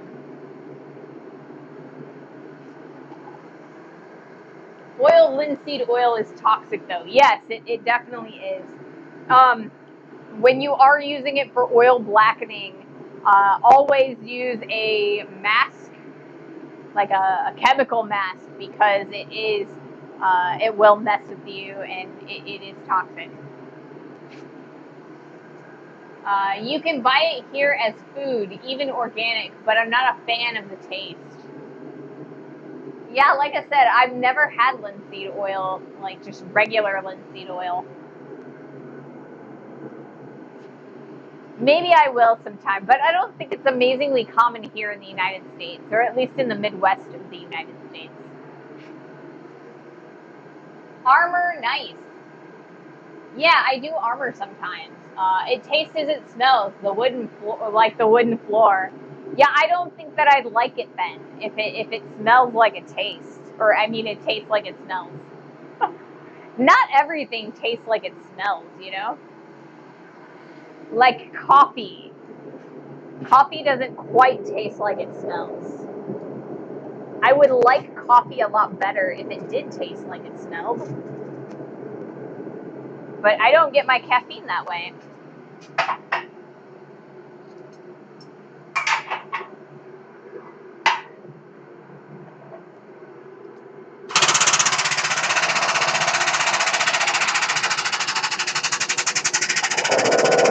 Brave just a second, and then we'll lower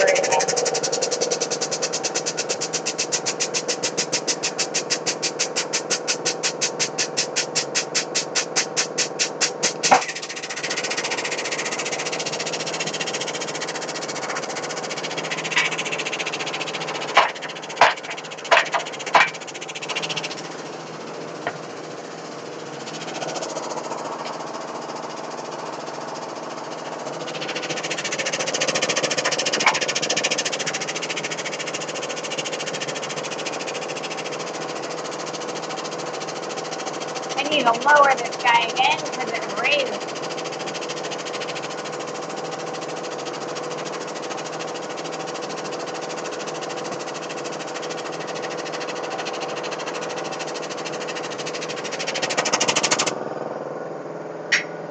Alright. Put this piece back in the fire. And we're going to turn it over and start working on this side. I think. Probably.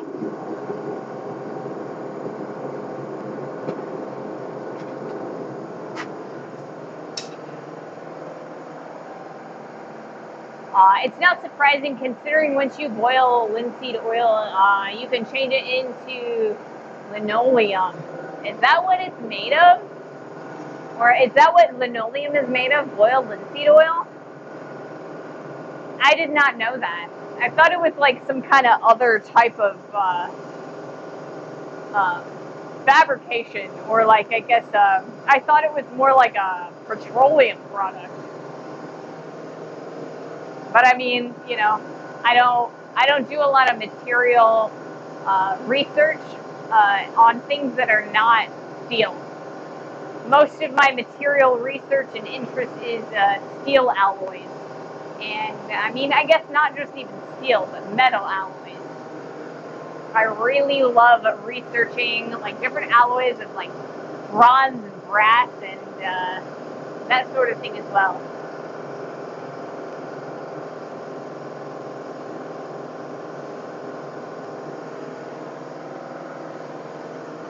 So there is actually an old alloy that you can do. It's a bronze alloy that you can do by putting pure copper and mixing it with pure aluminum in a crucible together. I was told about that one from my metal smithing instructor. She was kind of my silver smithing instructor. But when she did casting, sometimes she would use that. That's kind of like an ancient bronze alloy. Kind of interesting. It's a little bit on the dangerous side to attempt because aluminum has such a higher melting point than copper does.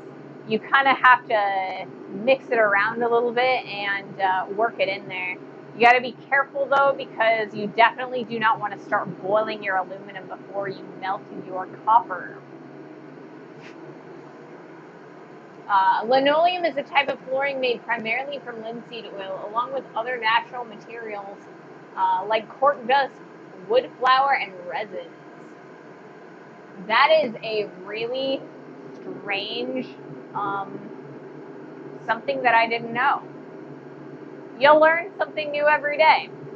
So I've learned a couple things today. I mean, I learned that I could stop my press, and now I learned how linoleum is made.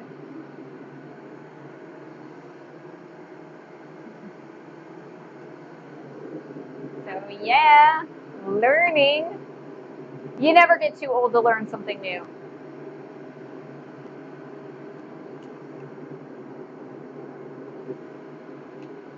So now that we are keeping the press lowered, I think that there is a good chance that we will actually go all the way through this steel and get the plug out. So that's really, really exciting for me. I'm very much looking forward to that. Then we'll be able to start working on those chamfers, or I guess the chamfer. But I will have to, in order to do that, I'm probably going to change the dies from just this regular plate, and I'm going to put the combo dies back on, and we'll see what we can do from there. I'm not entirely sure how the rounded dies on the combo dies are going to act with the this piece of steel. I think it'll work beautifully, but I think that they might be a little bit too wide. I want to make sure that I have enough head or material for a hammerhead, or like the face of the hammerhead, to have a pretty hefty amount of material there so that I can like grind it down when I need to. But I don't know. I think the radiuses on my combo dies are a bit wide. We shall see if it works.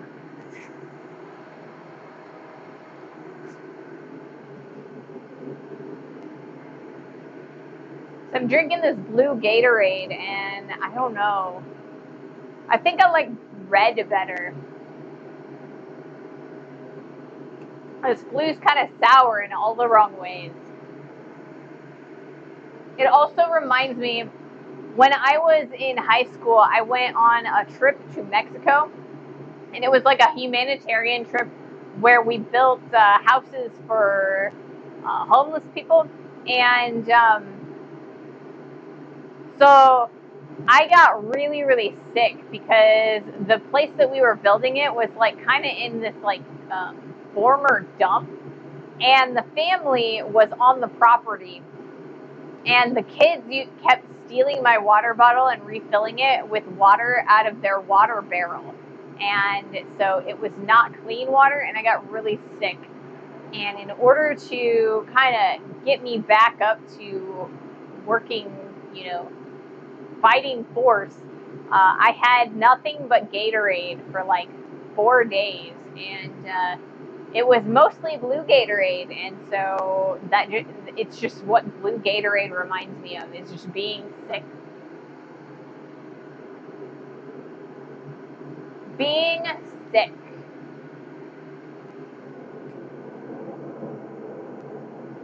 I am gonna flip our steel. Probably, maybe.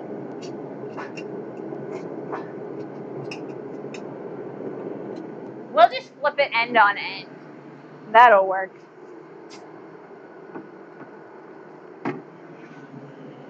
The bad part about using these particular tongs is that they don't line up perfectly. So this side is longer than this side. And so that makes it want to like swing around. And that's not good. It makes it hard to get it in and out of the forge. Most hammerheads I've seen have a 1/2 inch to 3/4 diameter puller. I think anything bigger would be a big sledgehammer head size, but of course personal preference applies. Yeah. I have this chamomile tea, tastes like stomach flu. Ooh. Yeah, I could definitely see that. You start associating things that you eat when you're sick with the sickness itself, you know? But yeah, I think the radiuses on my combo dies are a lot bigger than 1/2 to 3/4 inch. So, but I also don't have any like good dies for that. So we might try it with the combo dies, and then I might. It depends on like when we start doing the chambers. Um, if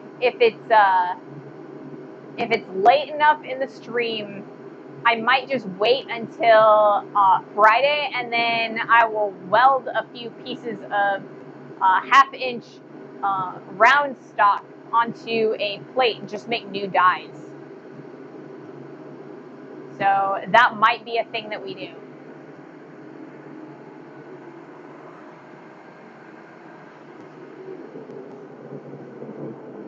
Because I think that would actually work pretty well.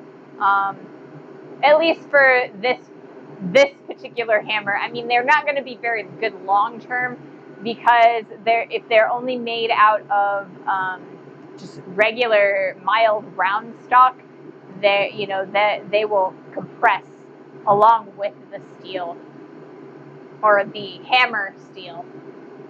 But you do what you can.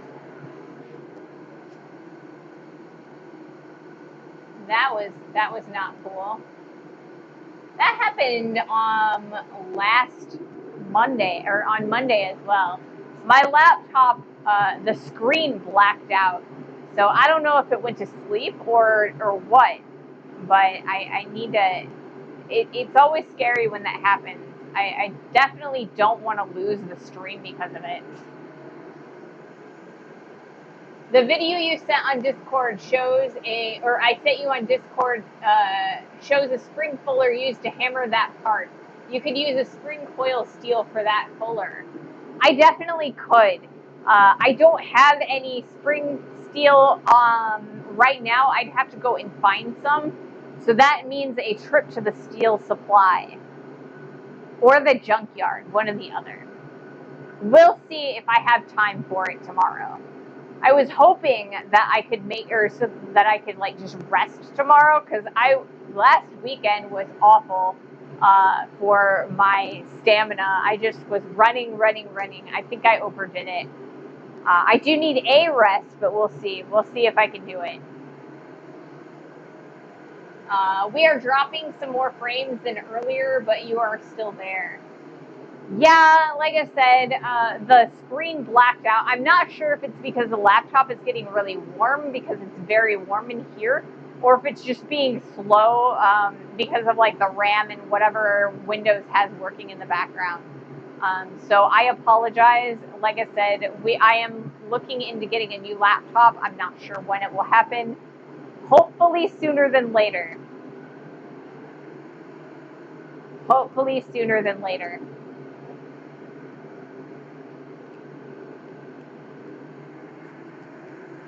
But when I buy it, it'll have to be shipped here. So even after I buy it, it'll take a few days to get here. All right, we're gonna do another heat.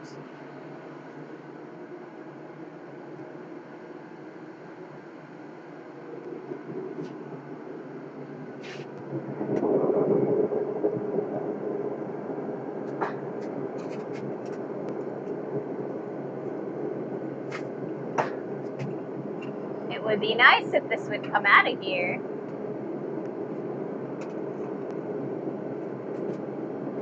Once upon a time, I got the steel out of the forge.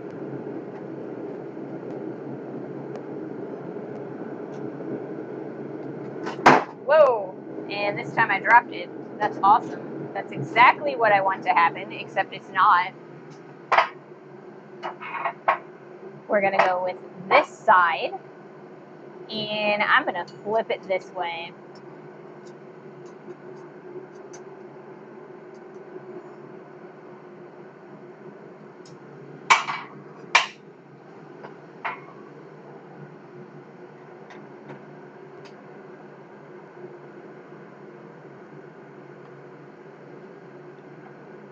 Darn it. I have screwed this up somehow.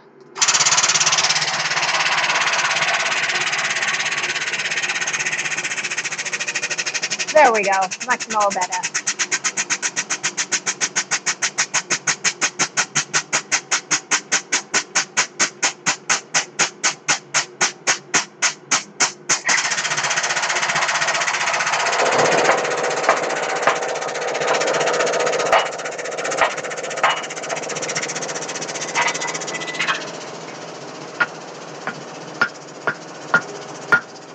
Come on. Raw.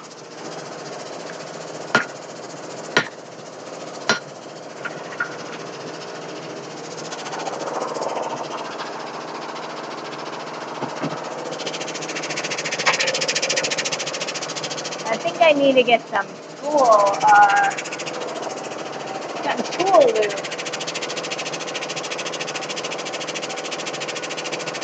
And we're going to bring this down because it went all the way up.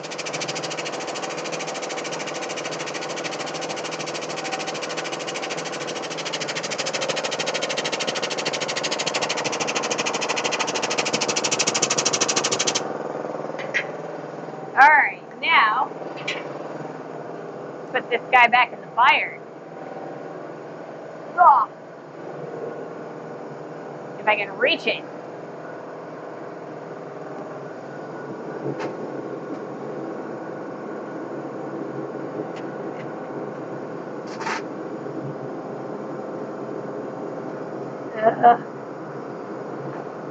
Having issues here. It'll work though.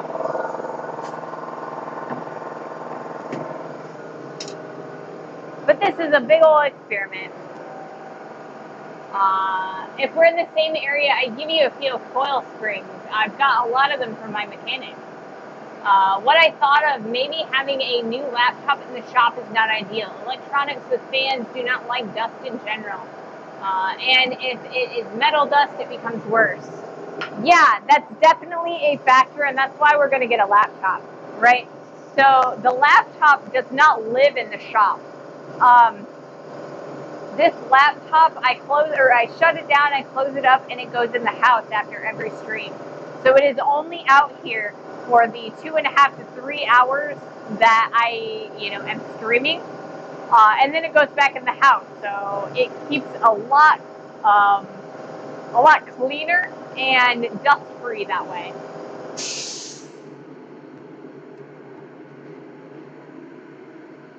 So, I mean, it worked beautifully for quite a while, and it's not acting up because of the dust. What's acting up about it is because of like the Windows update that's impending.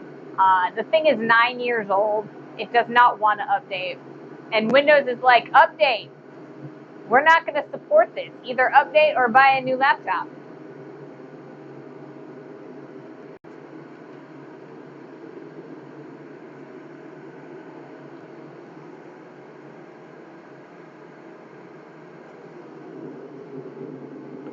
So yeah,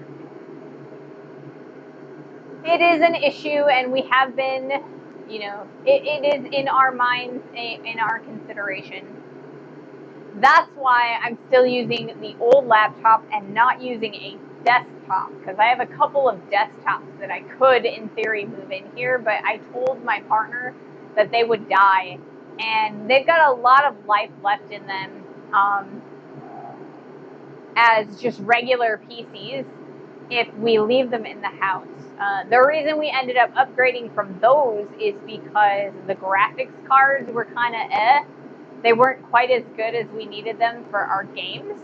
And so they're still beautiful for streaming videos and, on YouTube and Netflix and things like that. They're just not good for gaming anymore. So when we upgraded, we still have them around. But I think it would break if we brought it out here.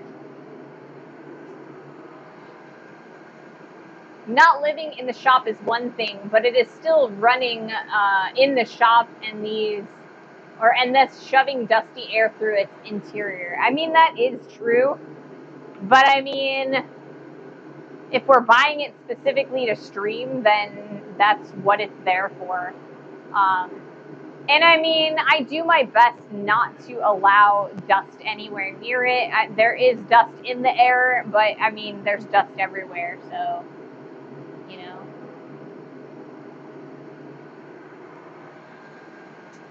But yeah, that is deliberately what we're buying it for, so that I can stream out here and, edit video, and it's for the Ray's Smithy brand.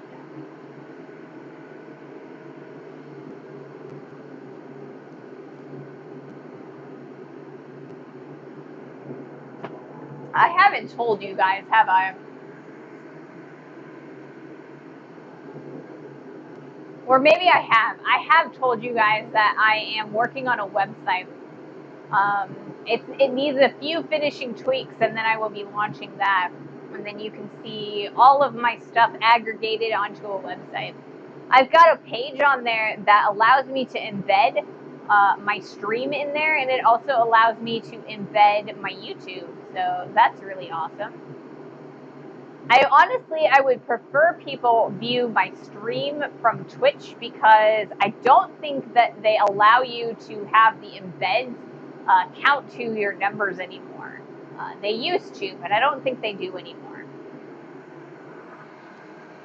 This is why Kiri has a desktop computer in a different room and only a display keyboard and mouse in the shop. Yeah, and I mean, that would be ideal, but the amount of cabling that I have to have makes it a little bit more prohibitive, because my shop or my garage or my shop is a garage, and it's near my house, but it's not like right on top of my house. There is a gap between the house and the shop, so I can either, you know, it can be in the shop, or it could be just outside the shop, or it could be like, you know, cables outside and into the house. So I would rather have it, you know, risk it in the shop and have it maybe have a small or a shorter life than, you know, having it outside. I see. Yep. Okay, I'm gonna see about moving the steel so that I can get into it or get to it. It's starting to become unruly.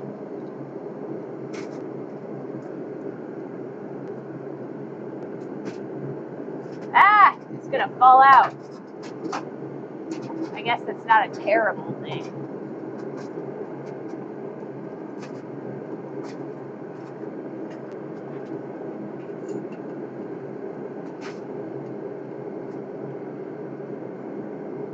There we go. Much more better.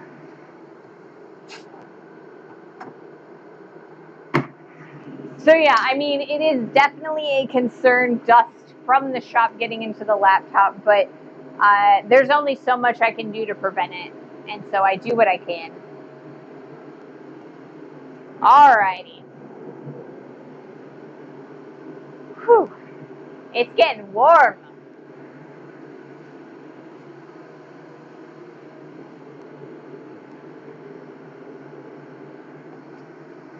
Alright. I think I'm going to take another heat. You could at least blow it out once in a while. And I do. I definitely do clean my computer and all of my sound components and my cameras and stuff. I always make sure that occasionally I blow them out so that, you know, I get as much life out of them as I possibly can.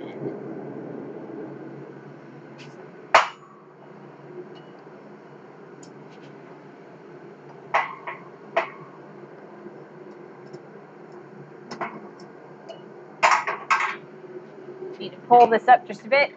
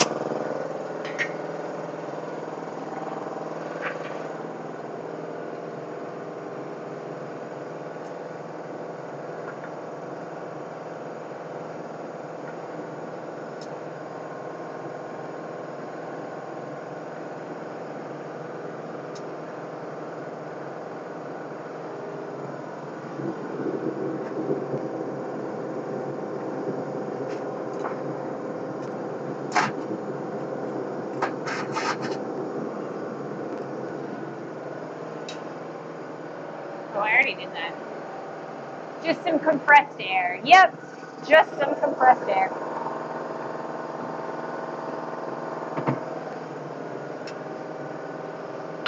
I'm starting to have some issues where the punch is starting to get locked up in the hole. And so I'm having to bring it over to the anvil and kind of hammer it off. So that's not a good thing. So we're going to have to figure out something to do about that as well. So it's not looking like, we're distorting the tip of this guy.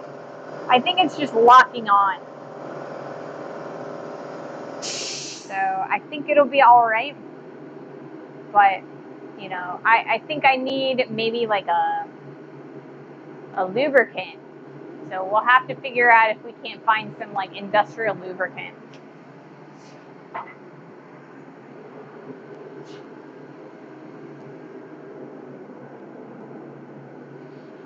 So the sides are starting to pudge out quite a bit. It's pretty exciting for me. I'm starting to, I think I want to do maybe a heat at the anvil. See what we can get done at the anvil. And I know I did that on Monday and it didn't work out as well for me. But I'm wanting to see if I can't like expand the hole just a little bit so that it comes out a little easier. I've seen crushed lump coal or coal dust used for lubricant. That might work.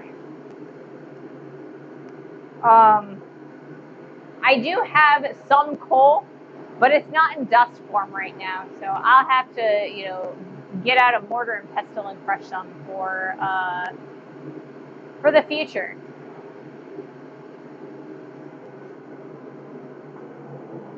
But yeah, I think I'm going to do my next heat here on the anvil, so I'm going to move the camera a little bit.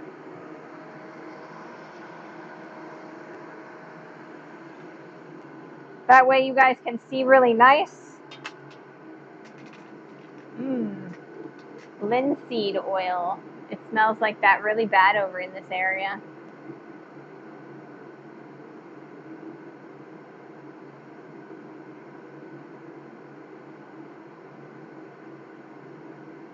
Focusing my camera.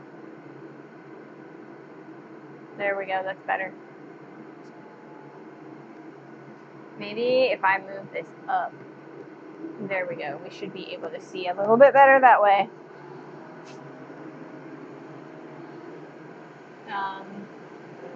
I have to drop out, unfortunately. Have to get up early. Have a good stream and a nice day. Well, thank you so much for joining us, Sandwich. I've had fun. I hope you have. Have a great night and sleep well.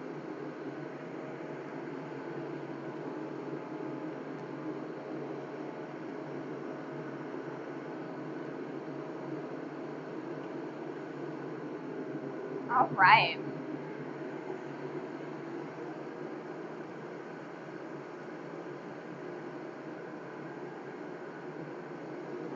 Let us see, let us see. I need to flip this over so that we can get the other end. Or we can keep the other end. There we go, that's better. Now I need to set up the anvil so that I don't end up losing my chalk and a couple other things. I think we'll be all right. Bring this guy over here, like so. That way, everything is all ready so that we don't lose any heat.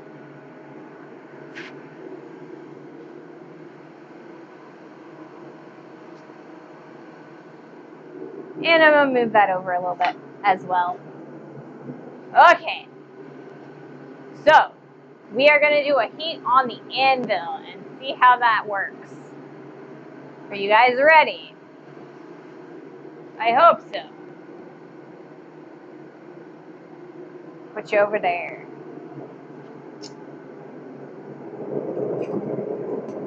Or I will put me over there.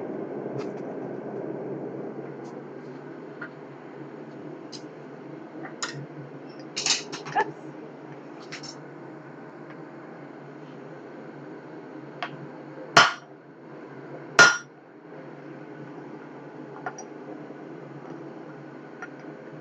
Oops, this way.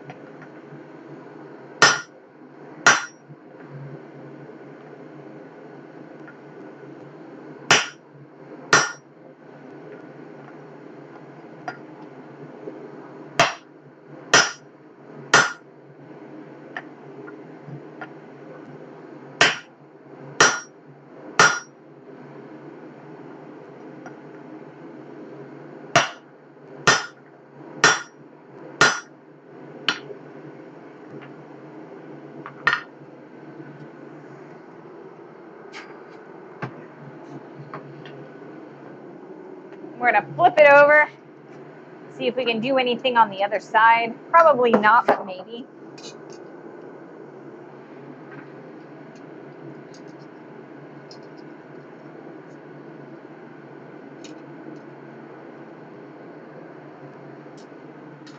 I think that's the other side. I don't actually know, guys.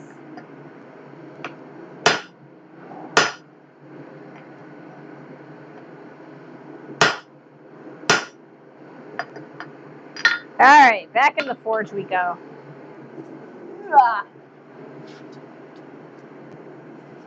We do not have enough space, so we're probably about to there. So probably the bottom of those holes are about here and about here. So we've got a lot of material to get through still. So this might actually take longer than I thought it would. And I apologize for that. I'm sorry, guys. I know things, they take as long as they take, but I was hoping that we get, you know, something done today. What? Oh, there it went. My stuffy is, or my OBS is being, or it's the computer again. It is not processing that I'm changing cameras. So I apologize for that. So we're gonna go back over to the press for our next heat, just so that we can get a little bit more work in. But yeah. It would be really nice if I had a striker, because I think we could get more work done. Or a stronger press.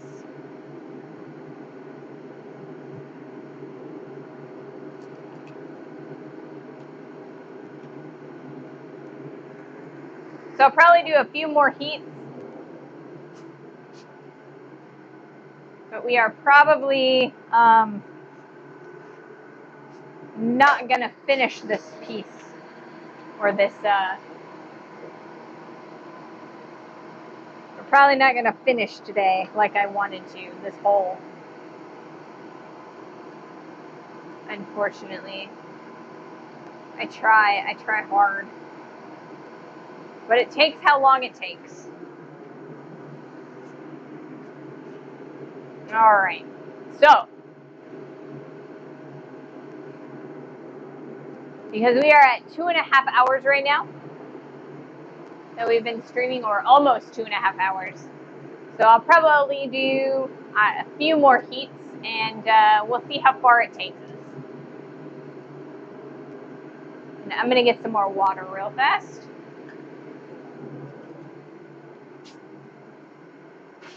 Ouch.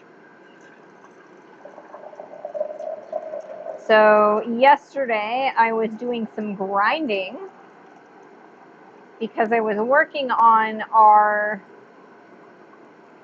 hammer eye drift, and I will show that to you in just a moment.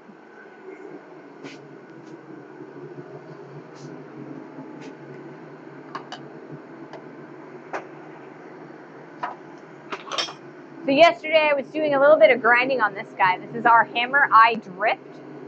So after we use the punch, we're going to start using this guy. So every time I use my bench grinder, I get a grinder bite. So if you can see, like on this knuckle, there's a grinder bite there. That is the worst part of blacksmithing, really, is grinder bites. And part of the reason why I'm not a big knife fan. I really hate getting grinder bites. But this guy is shaping up to be pretty good. I'd like to do a little bit more grinding on it, because there's a couple weird little places here and there. But overall, I think it turned out pretty well. And like I said, we will be using that guy as we progress, working on this hammer. We gotta straighten up those cheeks again because they're getting really puffy. And there's nothing worse than puffy cheeks, right? I don't know.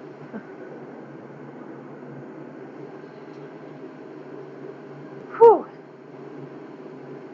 Starting to get tired. So, like I said, we'll probably be finishing up here after a few more heats, just so that I can take a little bit of a rest, you know, cool down, get a shower in.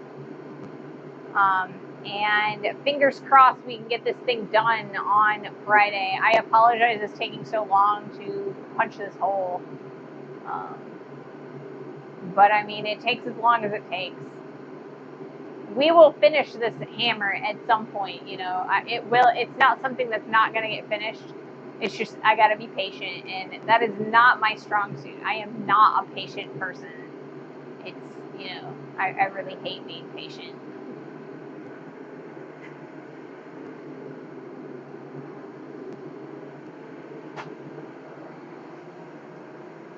Don't worry about time. Yes, I shouldn't worry about time, because you know, you guys are constantly telling me that you're not necessarily here to see finished products, that you're here to see the process and, you know, to talk and, you know, be a community. So, and I just got to keep that in mind. You know, I don't have to do much to impress you guys, you know.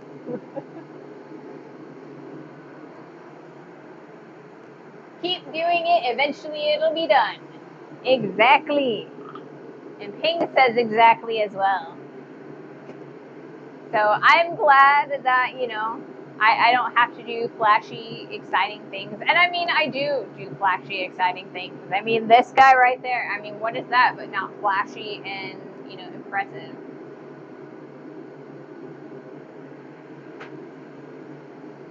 I think it's more I want to move a little bit faster. I just need to be patient and learn, you know, patience. Like I said, not my strong suit.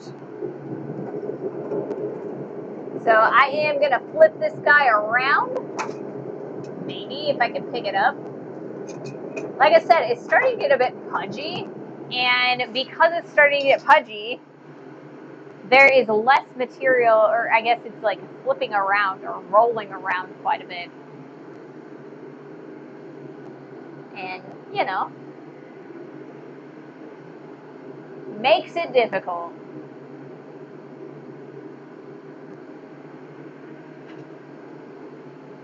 So there's a guy on the other side of the street, and he looked in here. I hope it was not weird looking. I bet it was weird looking. I always wonder what people from the street can see if they look in through the carport, because I mean, I got the carport and then the garage door is open beyond that, but they have to look through the carport in order to see inside the garage. So I don't even know if he can actually see me. All right, let's do another heat. Let's try it. Ugh. There we go. I don't know why it keeps doing that. It's not happy. It's being slow.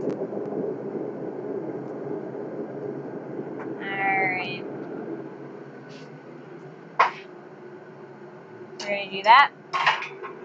And then put that right there like so.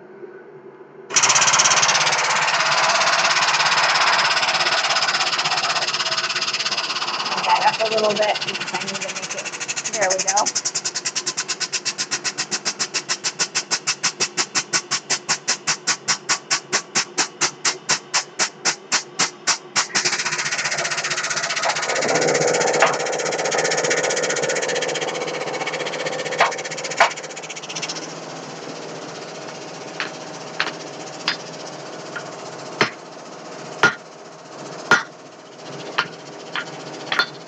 Oh, come on, get off.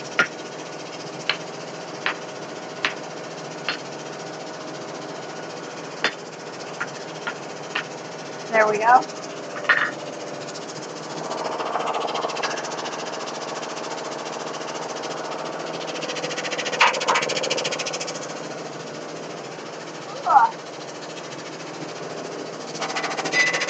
Whoopsie. Back in the fire we go.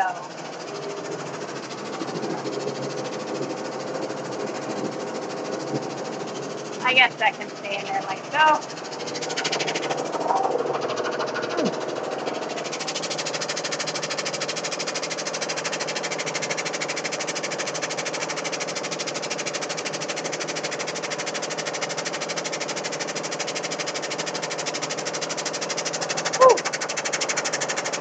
A bit warm.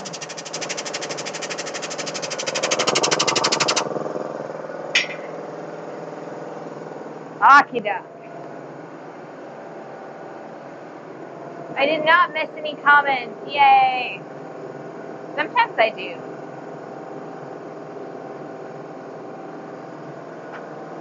I need to move the anvil a little bit over this way. Move these guys over here for the moment. Stay. And then I need to move I need to shimmy the anvil this way. There we go. In theory, now I will have a little bit more room to move around between the camera and the capture card. So, I think I'm probably going to do 2 more heats, guys. And then we'll close it down for the day. And we will be back on Friday. So, 2 more heats. So as always, I'm going to ask you if there's anybody that you are interested in rating. So you've got 2 heats to kind of think about it. Let me know. Otherwise, we will find somebody. We have been rating Mr. Bugatti. And he does that lovely chainmail. So I don't know. We'll see. We'll see if he's on. The wood carver was pretty cool too. Will we know about the van on Friday? I'm not sure. I hope so. See, I hope so. But so the reason that we don't know about the van right now is because in order to decommission a vehicle, they have to get a bid on it to see how much money they can make on it. And originally they were just going to they were just going to scrap it. So take whatever the scrapper was going to do. So because we are interested in it, now they have to take it over to a dealership and have it appraised by a dealership, right? So, damned if you do, damned if you don't. Because, I mean, originally they were going to get $750 for it, and we offered them $1,000. And so now we have to figure out what the dealer will get them, and then we have to bid above the dealer. So whatever the dealer appraises it at. So the guy who it has to take it to get it, the guy that works there couldn't do it Monday, tried to do it Tuesday and couldn't. And the dealership tried to do it Monday and couldn't do it Tuesday. So they're trying to get it done today, but I don't know for sure. It might be a little bit more telephone before we know. Fingers crossed that we know by Friday, because it's just starting to drag, and we don't want to get our chain, yank our chain. So hopefully by Friday we will know.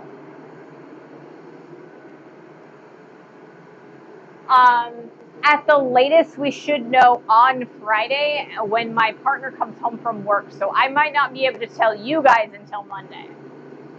But hopefully we will know on Friday. So that way, if we can't get it, then we can look for other vans. And if we can get it, then we get a chance to go out and start looking for stuff to add to it, or stuff or send it to the vendor to get rid of the pole at the end.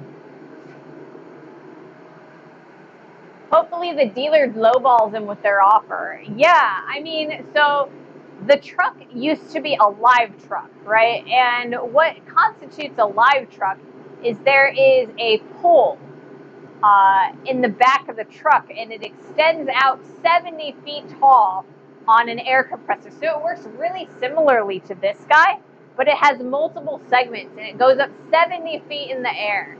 And, you know, so if the dealer can't take that out, it's going to be really hard to sell that. So hopefully they take it to a dealer that can't get that out, and then they'll lowball them because it's going to be super hard to sell that with that pole still in it. We have a plan to take it up to an RV dealership and see if the RV dealership can get the pole out for a reasonable amount. Otherwise, I don't know, maybe we'll put a camera up there. Yeah, it's only a wholesale auction price. Yes, definitely. Because if they buy, or like if the dealership wants to buy it, they're going to have to take out that pole, because they're just not going to get anybody to buy it with that pole still in it. It is super heavy.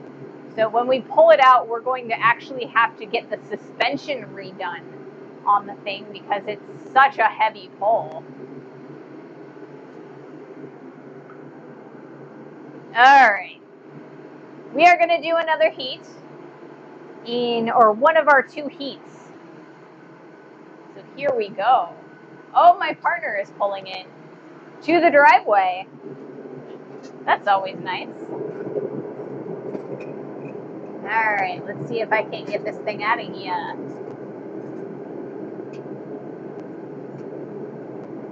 Maybe I can, maybe I can't. Who knows, right? Well, that's a fun thing to see. That is the the headlights of my partner's car, if you're interested in what that bright light was. All right, we're going to put this in here this direction, and hopefully we'll be able to knock it up. There we go. Much more better.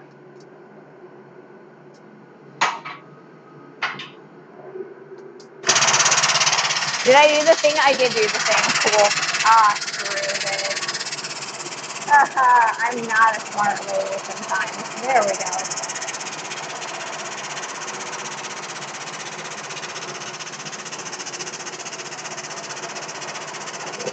There we go. That's better.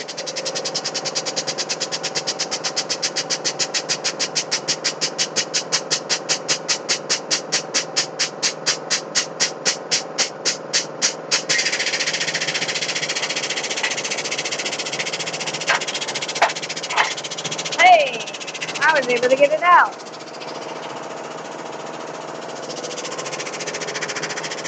Cool that down a little bit.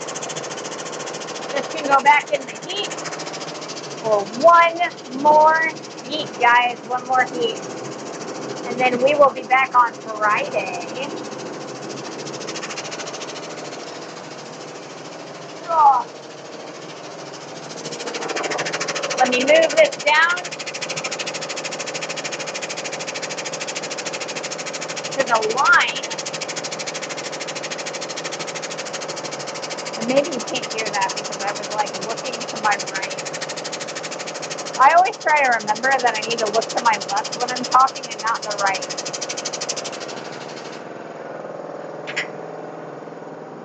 Because that's where my stuff happens. The bright light is aliens. Get him striking. Fresh arms. Exactly. He's just his commute is an hour and a half right now, and it's disgusting. So when he's just exhausted and tired by the time he gets home. So I try not to bother him for a while, you know, when he first comes back. But I mean, it would be amazing if he, you know, had the time to strike for us at some point. I don't know. I think I would actually have to convince him because he doesn't really want to be on camera. I mean, you guys have seen his hand every once in a while, but he doesn't really want to be in front of the camera. He prefers being behind it. So he did say that if we do like a travel vlog with the van, that he would probably have to be a character in the show. And so maybe you guys will meet him then.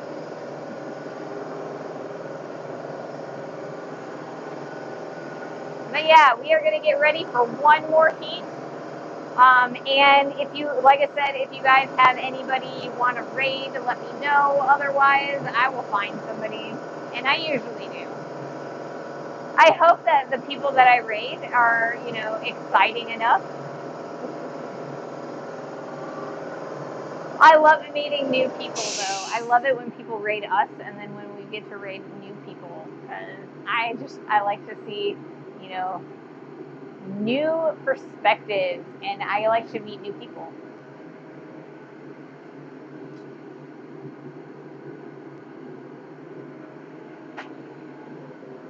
Ah.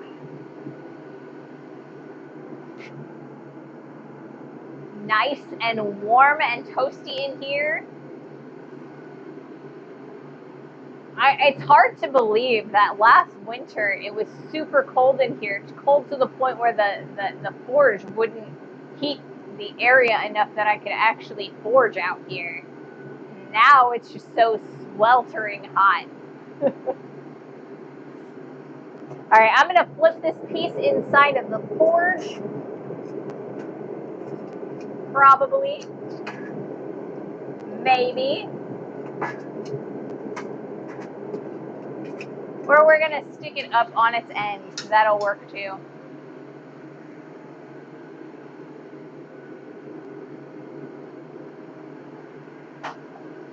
Awesome and amazing.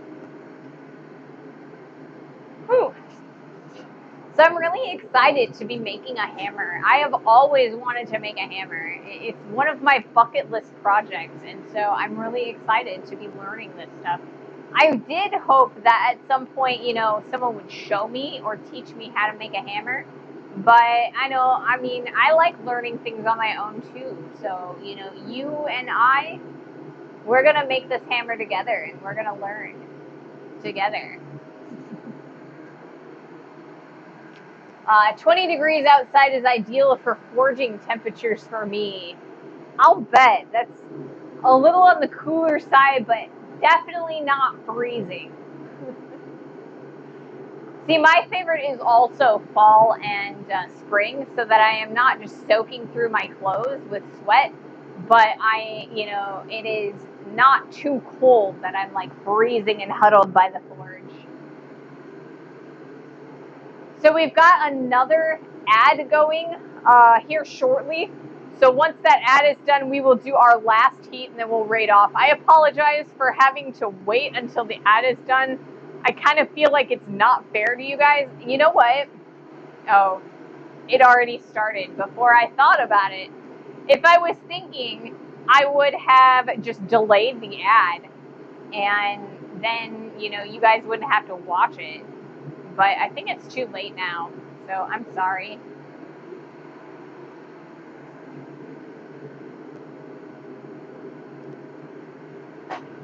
I forgot you could do that, delay the ads. But once that ad is over, we will do our last heat.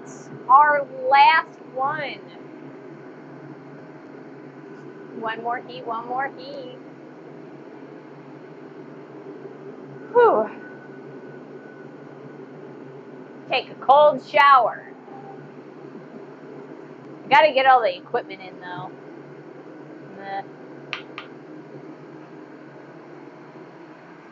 I wear hoodies a lot, so it's the perfect temperature for standing in front of the forge. That makes sense. I also wear hoodies a lot. In the wintertime, I live in hoodies. That is, my favorite piece of clothing to wear, I think.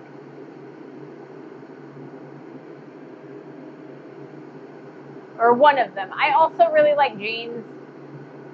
They're very, I like these new pants that I've been wearing. The guy pants. They have pockets.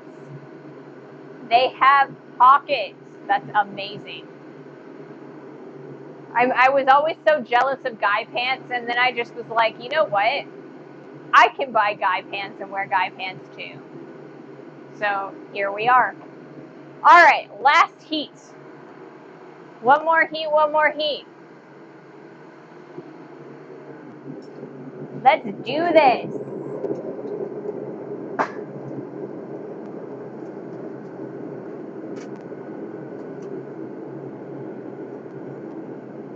I can get this out of here, that is.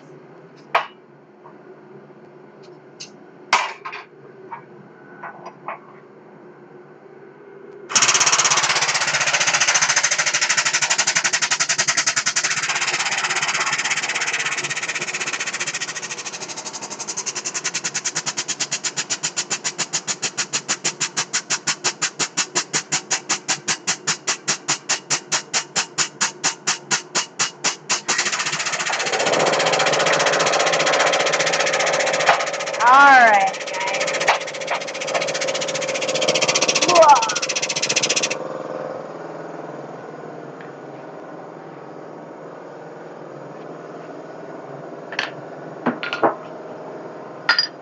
Once upon a time. Alrighty. So here we have it. We're about halfway through if I add up both of the holes. So that's pretty exciting. Hopefully we will have this ready to move on to the next project on Friday. Or I mean not the next project, but the next stage on Friday. So thank you all for joining me today. I have had a blast. I hope you guys have had a blast. And alrighty. Hot tootin'.